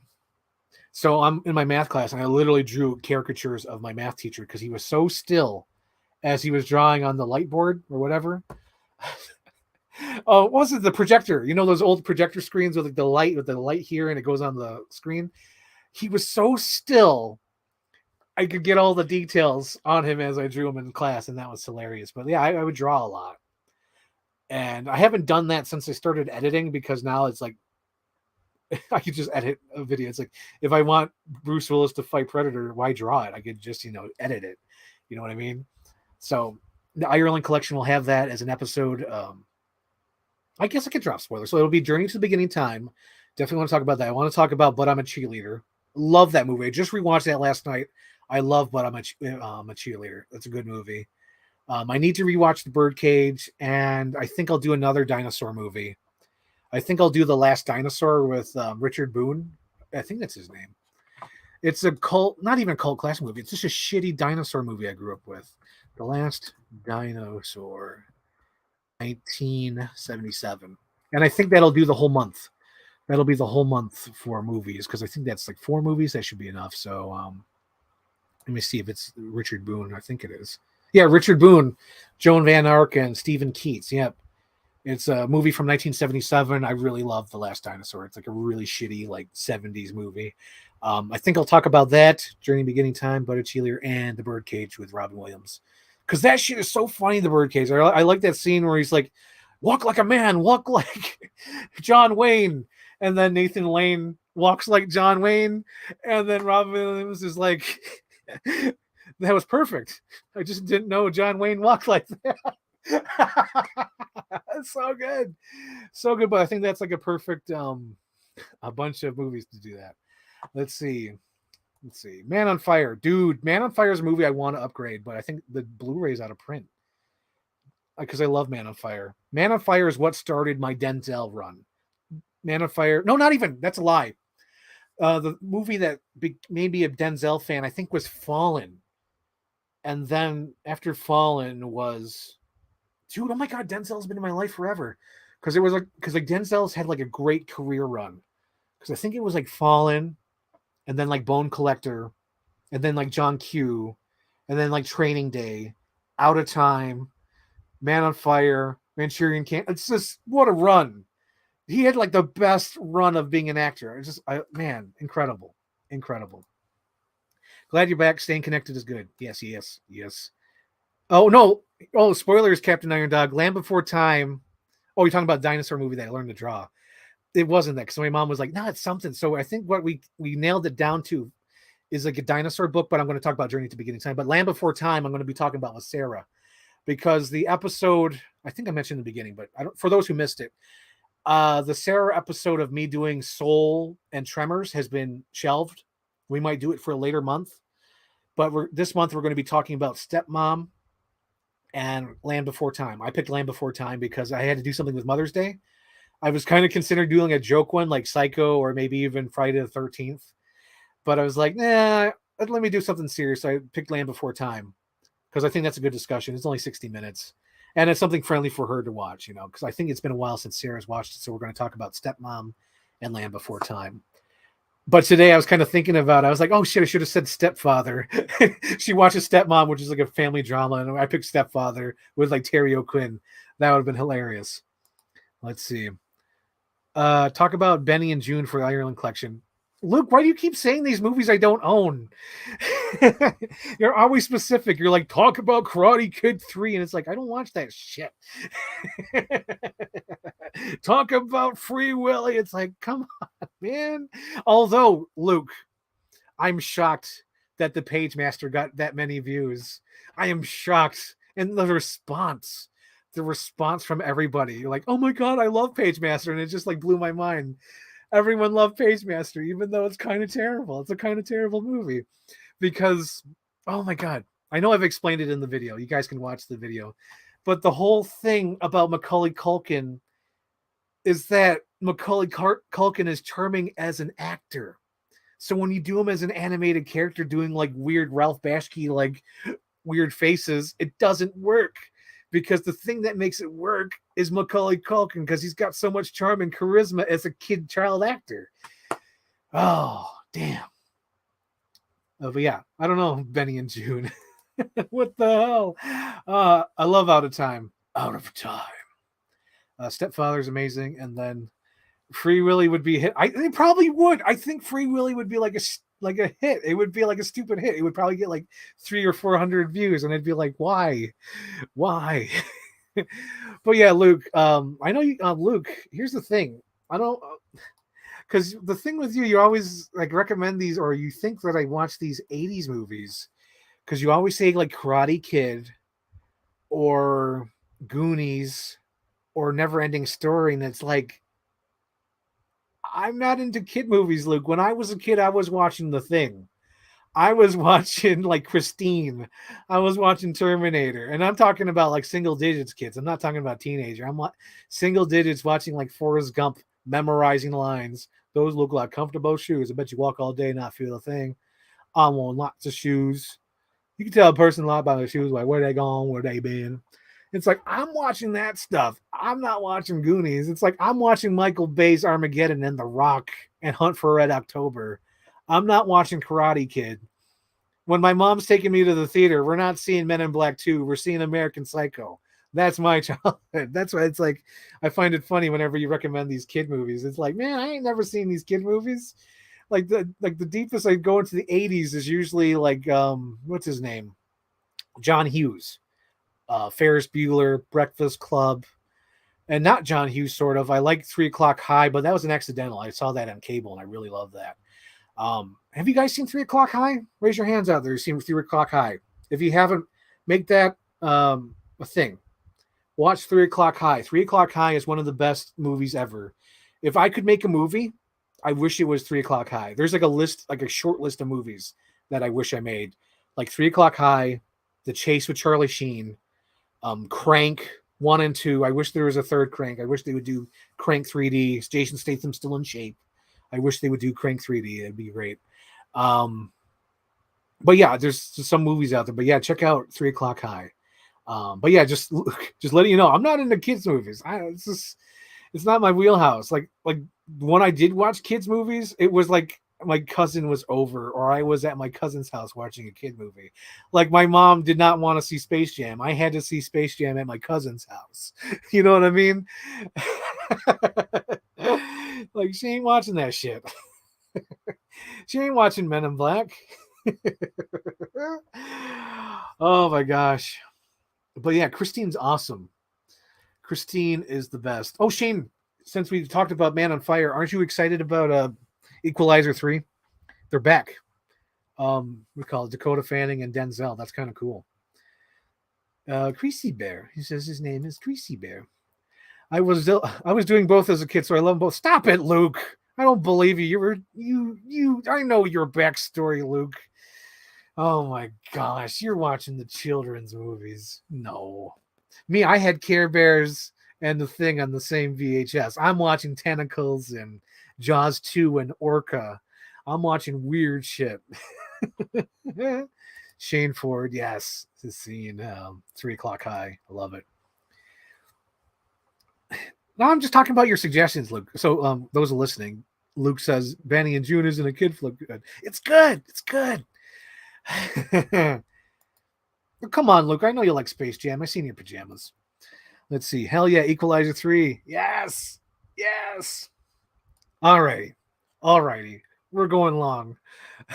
I gotta wrap this up. Dakota Fanning. You know who also rocks? Her sister. Her sister is super talented. Ellie Fanning. Her performance in Super 8. Super 8 I kind of find like it's an okay movie. Just because of the stupid dialogue, like, oh my god, we don't know who's firing. All the guns are going by themselves. It's such a terrible line. But I love her performance in Super 8. Ellie Fanning is great. Ellie Fanning gets a 10 out of 10 for me. Elemental, I was 7 watching RoboCops and VHS on my own. I was watching Child's Play when freaking Charles Lee Ray's putting his hand through the hook at like 4.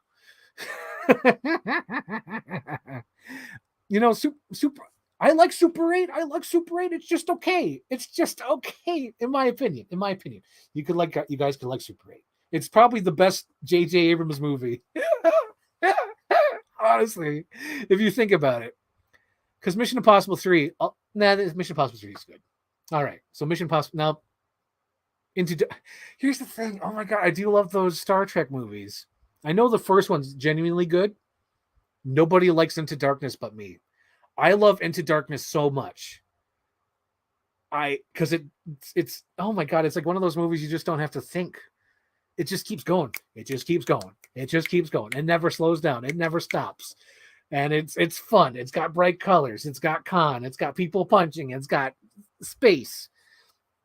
It's good stuff. It's good stuff, in my opinion. In my opinion. Into Darkness is the best one. Oh my god, me and Shane Ford have like the same opinion on movies. It just cracks me up. I like Beyond. I like the oh my god, I feel like Rick Tamblyn and Anchorman. I like Star Trek. I like J.J. Abrams Star Trek. Oh my god, Luke. I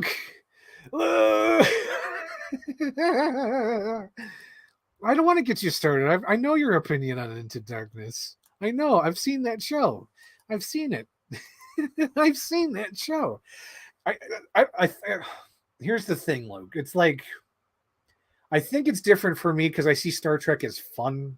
It like I just see like I'm not into the lore. I'm not deep into it. I think the only movies I'm like deep into where I would be upset is like Die Hard. I'd be upset if they did something with Die Hard, which they did in Die Hard 5. They changed the name of Bruce Willis's son, and then they reused audio from Die Hard 4. It's bad. That's like when I get upset. I'm trying to think of another series where I get upset. I think I got upset. Where'd I get upset at? I know there was a movie I got upset at. I know there is. I can't remember it though. Damn it. Because it was like a franchise and it made me upset. I know what it is, but I don't want to talk about MCU anymore. I think it's the MCU, but I think I got upset with like Age of Ultron. Yeah. I think that might be the movie I'm thinking of. But I think it was something else. There's like another movie that like really irritated me and I was looking forward to it. What the hell was it? But yeah, they're like, I don't know if that's the thing, because I noticed on Twitter, there's like tweets that are like, quote a show that you're obsessed with, and it's like, or a movie you're obsessed with, or a character you're obsessed with. It's like, I don't know if I'm really obsessed with characters, because it's like I love everybody. I love all my horror movie characters. It's like I'm excited whenever they announce a new one. I'm excited about the new Jigsaw toy. I'm excited about the Thing dog. It goes to my collection, and it's like I like the Ghostbusters, but I don't think I'm obsessed. Wait, that's a lie. I think I'm obsessed with Ghostbusters. That's right. Yep. Okay. Yeah, Luke, you got me. You made me think about it. I think that's it. I think Ghostbusters is it. I think Ghostbusters is the series that irritates me. Because the first one is so good, and then they just keep remaking it. You got me, Luke. That's it. Because I'm always frustrated. Because I'm like, damn it, take the story forward. Do something different. It's because what they do is that they did the same shit in Ghostbusters 2, and then they did a reboot of the first movie, and then they did another legacy sequel, and they just remade the first movie. It's like, stop it. So yeah, I think that's like the only thing, Die Hard and Ghostbusters, where I'm obsessed with the lore of the world. Halloween's a choose your own adventure book. That's what I love about it. It's like, yeah, this is canon, that's not canon. So it's like with Star Trek, it's like I'm like, it doesn't matter what's canon. What matters is what's entertaining. That's how I see Star Trek. It's like whatever's entertaining, I enjoy. I like. I think that's how you have to go through life sometimes. You just can't get over stuck on movies. You know, I learned that the hard way. I learned that with like Man of Steel. Because I was like really bitching about Man of Steel back in 2013, and it was just like there was like a wake up call. It's like, it's just a movie. It's like I can't be obsessed with a movie like that. It's just like I'm putting my expectations on that movie, and that's not what it should be. It's whatever the movie is. It's like I can not like the movie, but I shouldn't be saying what the movie should have done. I can give like suggestions to make things better, but that doesn't mean I'm right. I don't know. Or maybe it's just my near-death experiences. I don't know. Or I just see things differently. It's like, don't get obsessed with something, or you're going to get let down. Because I think there's things that like let me down, like Peggy Carter. Because I think I was like really into like Peggy Carter, that show, and I didn't like season 2. But yeah, I don't know. That's just my opinion on it. That's why I'm like always like, Luke, stop saying hate. Stop doing it. And you're like, no, I hate it. It's like, stop. It's like, life's too short. We need more monkeys. Oh my gosh. But yeah, that's just my opinion on movies and such. Like I can't get too I don't know, I just can't get too obsessed. It's like, if I didn't like a movie, I think that's the thing too, because like I'm positive. Like the movie Elvis, that's a great example. Elvis, I don't think I really like, but like story-wise or structure-wise or any of that. But the things I like outshine the flaws of that movie, in my opinion, even though I don't 100% like that movie. I think Elvis is like the biggest example for me of like a movie that I have like, it's not good. I have a hard time watching it because it's just like there's some parts I like and there's some parts I do like, and it really balances out because it's like a great freaking performance. It's great design, great concepts. There's some great sequences in there, and then there's just some like weird shit that I don't like. But it's like I look towards the positive. I think that's just my lifestyle. I was like I try to find the positives of what I like or what I don't like, I should say. So even if there's a movie I don't like Mafia Mama, I still say I laughed. I still said I had a good time. But it's not a great movie, and I'm not going to obsess on how it should be better or why it's not funny. But it's like, I liked it. I don't know. I'm just different. I don't know. I think I just had enough people arguing on Twitter with me about nonsense where it's just like, you just have to like more, like things. There's enough complaining on the internet. One less voice of complaining and one voice being positive is a better thing. I don't know. That's my thing. I think if anything, like if I ever go, if I ever have like one of these health scares finally gets me, I think that's what I want to be remembered for. I want to be remembered for being positive about things. Even though I didn't like him or 100%, I still found something to like about it. Or was being a positive voice where it's like, no. Because I was raised that way. My mom, like when I was a kid, because I think I said hate. I don't know how it came into play, but she let me know that hate was a strong word, and it always stuck with me. And because there's other words to use. There's other words to use to describe things. Because it's almost like in film school how people say you can't say, oh, that's interesting, because that's boring. You need to explain what you mean. It's sort of like when you say I hate something, it's like, why do you hate it? Hate's such an easy thing to say. Hate's such an easy thing. It's harder to love. I don't know. That's me, Luke. I think that's why we're great in those shows, because it's like we're opposite ends of the spectrum. We're like point counterpoint. I think we balance each other out. I think I think that's what makes our chemistry work. Let's see. Never seen any of the Trek movies. Oh, Captain Iron Dog. Honestly, Captain Iron Dog. Neither was I. The movie that got me into it was the Star Trek with J.J. Abrams in 2009. That got me into the series. I literally bought like the first season on DVD or like the best of. Got into the show. Embarrassingly, I'll admit it.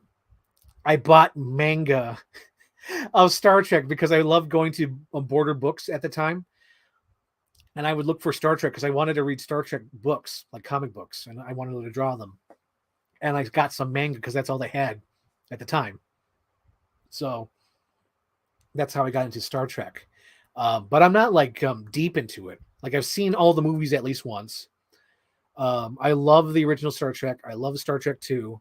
I love the whale one. I think that's number 4. But I need to rewatch them again. I've been wanting to rewatch them. The latest one I rewatched was for Luke, actually. It was the one where it was like, I need your pain. Give me your pain. It's so fucking funny. I love that. I want to use that as a reference for everything. I sense some great pain in you. Give me your pain. But yeah, if anything, Captain Iron Dog, start with the first J.J. Abrams movie. And if you like that one, go from there. And like, go back. Like, I think that's like the good way to start. Start with J.J.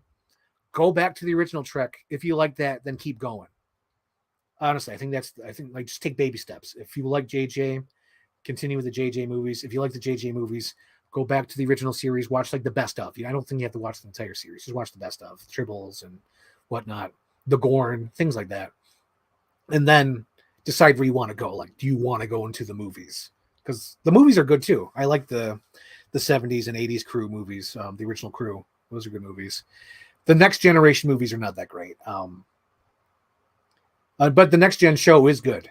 I did watch some of that, but that's where it kind of lost me. I'm like, this is too nerdy for me. I'll admit it. It was too nerdy for me. I had to tap out. I was like, this is a good show, but I got to tap out. But I did watch like a lot of season 1 of the Next Gen. But that's been years now. I think I watched those way back in 2012 because I was doing the YouTube poop at the time and I wanted more references. So I was watching Star Trek at the time, but it's been like 10, 12 years since then. Watching Into Darkness in the theaters will always be my cherished memory. Dude, I'll always have a cherished memory with Into Darkness because Into Darkness was playing on the cruise ship I was on vacation, and they had that fucking movie on loop. They had like Into Darkness and like 1 or 2 other movies, but Into Darkness was always playing. And like almost every time I would stop and watch it because I just love the colors of that movie. I'm like a child. I love the colors of that movie. It's so bright and colorful. It reminds me of the Guardians before the Guardians movie, of the color palette, and specifically in Into Darkness too. Beyond the best, and it's because JJ wasn't involved. You know what's funny about this one, Luke? Because you always shit on the Fast and Furious movies. It was directed by the guy who did Fast and Furious, and it was the best one. See, the guy knows how to tell a story. Damn JJ, hack fraud. LOL.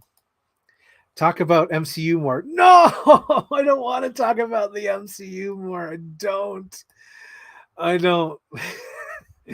Because like everyone's talked about it and it's so boring and I got nothing new to add. It's like, stop it. And like I said, I love being positive and I can't really find positive things to say about stuff. Like, I guess if I do talk about the MCU, I'll talk about the ones I love. I'll talk about the original Thor. I'll talk about Captain America. I'll talk about Winter Soldier. I'll talk about Doctor Strange. Even though it's like Iron Man 2.0, I love Tilda Swinton in that movie. That's what brings it above Iron Man for me. Because even though it's like Iron Man, like Doctor Strange with Iron Man paint. No, it's Iron Man with Doctor Strange paint. That's the correct term. But I love Tilda Swinton in those movies. I think she's such a great, interesting character. I love that. That's what's so interesting to me, and the whole concept. And that's another thing too, because I relate to that character. I relate how he was such an asshole and talked down and complained. And then he became someone who made a difference. He changed his life. He found meaning in his life because I feel like he didn't have any meaning. He lost his meaning and he regained that and found himself in the process. That's what I like about it. And not only that, but he's pretty much stayed consistent as well. Kind of up and down because he's funnier in some movies and, series and movies. I don't know. I guess that's sort of a lie because I think he's sort of goofier in the Avengers movies than he is in the actual Doctor Strange movies. But, yeah, I just like that character just because where he came from. It's different than Tony Stark. It's because Tony Stark is more of like a drunk and depressed guy. I feel like Doctor Strange comes from a place where he didn't appreciate life until he almost lost it. I think that's it. I like that concept, and that's why I like those movies, and I like that character. I don't know, and I like the mythic shit. That's so cool. I don't know. If anything, that's what I would talk about the MCU. I want to talk about the things I didn't like because I got nothing to add. I got nothing to add to that. I don't want to be another voice in the crowd. Your DC video essay will always be put in perspective. Put those movies in perspective, dude. Oh my gosh, that DC video. I'm so embarrassed. Like I don't know. I'm so afraid to watch that video again because there's definitely parts in it that I added last minute, and I believed all those parts I added last minute were counterpointed in Anthony's video. I shit you not. Like everything I put in last minute, just as a joke or something to mention, or just as like, oh, maybe that's true. Like Anthony counterpointed those, and I was like, oh shit, that's right. Because like they're all like everything that was last minute, because everything was thought out. It was all scripted. But after I was editing it, I threw in some recorded segments, and all those parts are counteracted by Anthony. And I was like, shit, I should have just stuck to the script. But I haven't rewatched the DC thing. All I do remember is that I had a theory about where Justice League was going, and then I was excited when I saw the Snyder cut that my theory was true. Like it played out exactly as I thought it was going to be. Yeah. Let's see. That's the whole barrel. Oh my God, that's an old comment. You're definitely one of the most positive people I know. I like about you, buddy. We bring balance to the force. Yes. I'm I'm Ray Skywalker. Bring balance. Star Trek 5, The Final Frontier. Give me your pain. Star Trek the motion. Start with the no. Okay, so you can go with either opinion, Captain Iron Dog. You can either start with the motion picture, or you can start with the JJ movies. I personally think, because I'm simpleton, I'm Rich Evans, I start with the modern movie, see if I can handle the modern movie, and then go back to the source. If I can handle the source, then I continue going. Sometimes I can't just go to the source. Sometimes I got to watch the remake or the current version, then go back. Sometimes. Not all the time, but sometimes. And I think with Star Trek, because it's such a big concept, it's like that's why I'm like, start small, because Star Trek is such a huge thing. That's why I'm like, start with the 3 simple movies. Start with the 3 simple Treks. If you like those ones, go back to the show, then go back to the original series. That's my opinion. I'm a purist. Yes. Star Trek isn't my thing. I don't dig him. And I don't dig the vibe he brings to a set. Star Trek killed his fucking wife, man. I agree. Top 10 episodes, TOS, TNG is a good way to start and get into it. Thor 1 is love because I filmed in my state. Thor 1 is love. Thor 1 is love. Dude, I remember Thor 1. That was insane. I remember like none of my friends were interested. Like back in the day in California, it was like Nathan, Alan, Henry, Tevin. We were all like, fuck that movie. Why do we want to see Thor? Thor's such a stupid thing.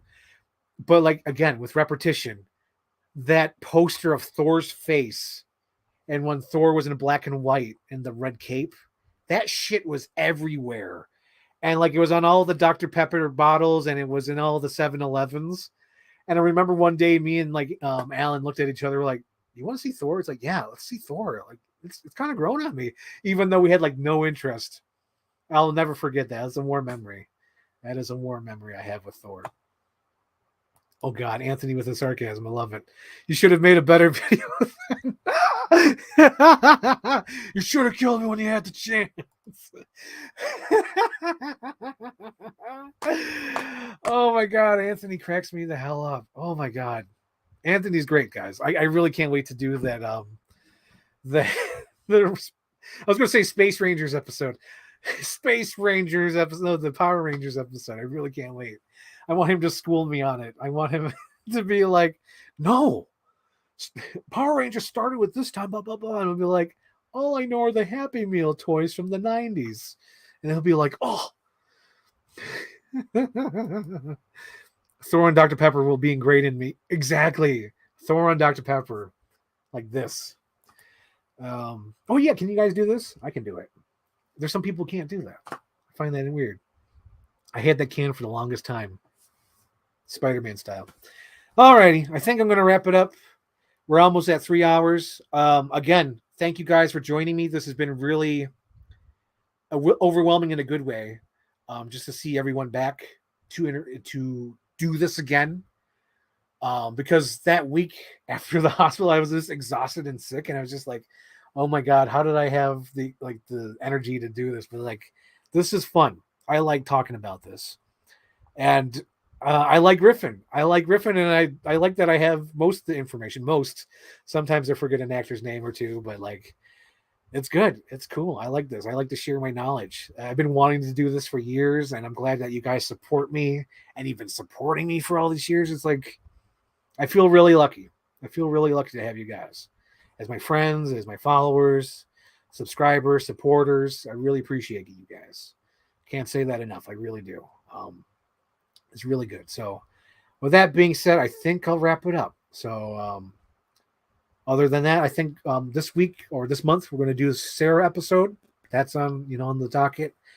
At some point, I want to do a room tour. I think I'll do it after I do the Guardian shelf, because that's the only shelf I haven't done yet, the Guardian shelf.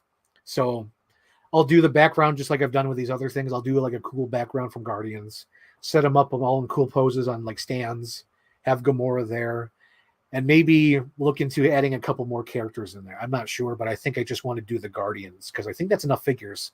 I think it's like 5 or 6 characters. I think that's good enough for shelf.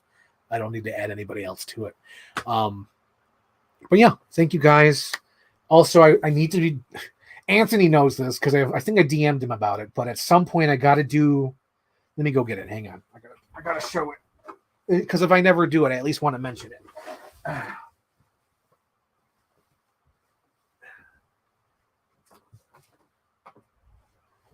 Okay. So as I wrap up this episode, I'm going to talk about a video I want to make, but I got to find my voice. My voice. My voice. But so I haven't done toy reviews in a long time. And then when I did the toy reviews, I was doing them for Phil, because Phil always made fun of those unboxing videos because like there's like no knowledge or information. But now that I've been doing these like live streams, it's like, it's okay. It's been fun. But I need to find my voice of doing a toy review, because I want to review the Hush Huntress figure. And I want to talk about like the history I had with this character, because like I only know this character because of this Batman book right here. It's the Ultimate Guide to the Dark Knight. I always got this from the library, and I bought this book for this review. But I need to find my voice. I need to find how I'm going to script it, how I'm going to film it, like if I'm going to do a joke, because I have this vision for the opening, but I have no idea if it's going to work. I sort of want to buy like an old wood toy and make it look like I'm working on wood toys and being like, oh, hello, I didn't see you there. Welcome to the Frank Ireland show or whatever, and then go into the review. But start like I'm working like in a toy shop or some shit. I don't know why, but I kind of want to do that, even though it's kind of stupid. Like, oh, I didn't see you there. But yeah, I got to figure it out, because like what Anthony does is amazing. I'm sure it's just like it's like me with streams where he just puts the camera there and starts talking about the toys effortlessly. I don't know if he scripts it or not. I don't know, but like I just appreciate how much effort goes into Anthony's videos. So it's just like what do you call it? I just appreciate all the effort he goes into these videos, and I sort of want to go there. I want to reach the Anthony level. I don't want to reach the level that I was at before, because the level I was at before was like doing deep dive research, where I was like, in 1980 the toy came out, in 1982 this line came out, and then 1996 this toy came back out. Like, that's too much. Like I can't do that anymore. Like, that's too much effort. Like I did that with the Power of the Force, and I did that with the horror toys, but it's like I don't know if I can keep that going for all these toy reviews. So I gotta figure it out how I'm going to do it, because there's ways how people do it, and I don't want to steal too much of that, but I want to figure out how to do it myself. So that's a video idea that coming up at some point. But yeah, I think that's all the updates. And before I head out, just finish the comments and we'll go. All righty. Glad you're back. Great stream, old sport. Great stream, old sport. Really miss these streams. Always a good time. I know, because I can't believe it's been a month already. It's been I lost a week. I remember thinking that when I got out of the hospital, I was like, I lost a week of my life. Like, that is gone. I was just like exhausted, didn't work, like gone. Like, ugh, just kills me. Ugh. Bye, Frank. And then sounds awesome. Would love to see that. And then we'd love to see some variety like that. And then if you do the toy workshop gimmick, please wear the little glasses. I know. That's the thing. I think the whole reason why I want to do like the toy shop gimmick is because I'm like as Twitter says, I'm obsessed with Geppetto. Like, I love that stupid like Geppetto workshop thing. Like, oh, hello. Almost like the Jiminy Cricket shit. Like, oh, hi, I didn't see you there. Like, maybe that's the thing. Maybe I could do that. I don't know. I got to figure it out. I got to figure out how I'm going to talk about toys. Because even the toy, what do you call it, the tour, when I do that, I'm going to steal the page of book from Anthony where I just talk about all these figures. But like, I have a lot of stories about these things. I don't know. Like, I don't even know how long that's going to take. Like, do I just need to take a picture? Do I do video? Like, I need to figure out how I'm going to do the room tour, because I got my 1/6 dollies here. I got my Ghostbusters and Ninja Turtles. I got all my horror characters, like Buckshot, like everybody's there. And then like Batman here. I don't know. I got to figure out my voice. But anyway, thank you guys for watching. It's been great talking to you. And Juliana Cook, welcome back. Good talk. All right. Thank you guys. Love you all. It's been great. And at some point, Luke, we got to do an episode about Jumanji. We'll talk about the Jumanji.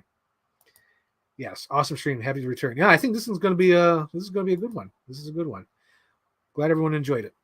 See you guys next week. I think I need to figure out a plan.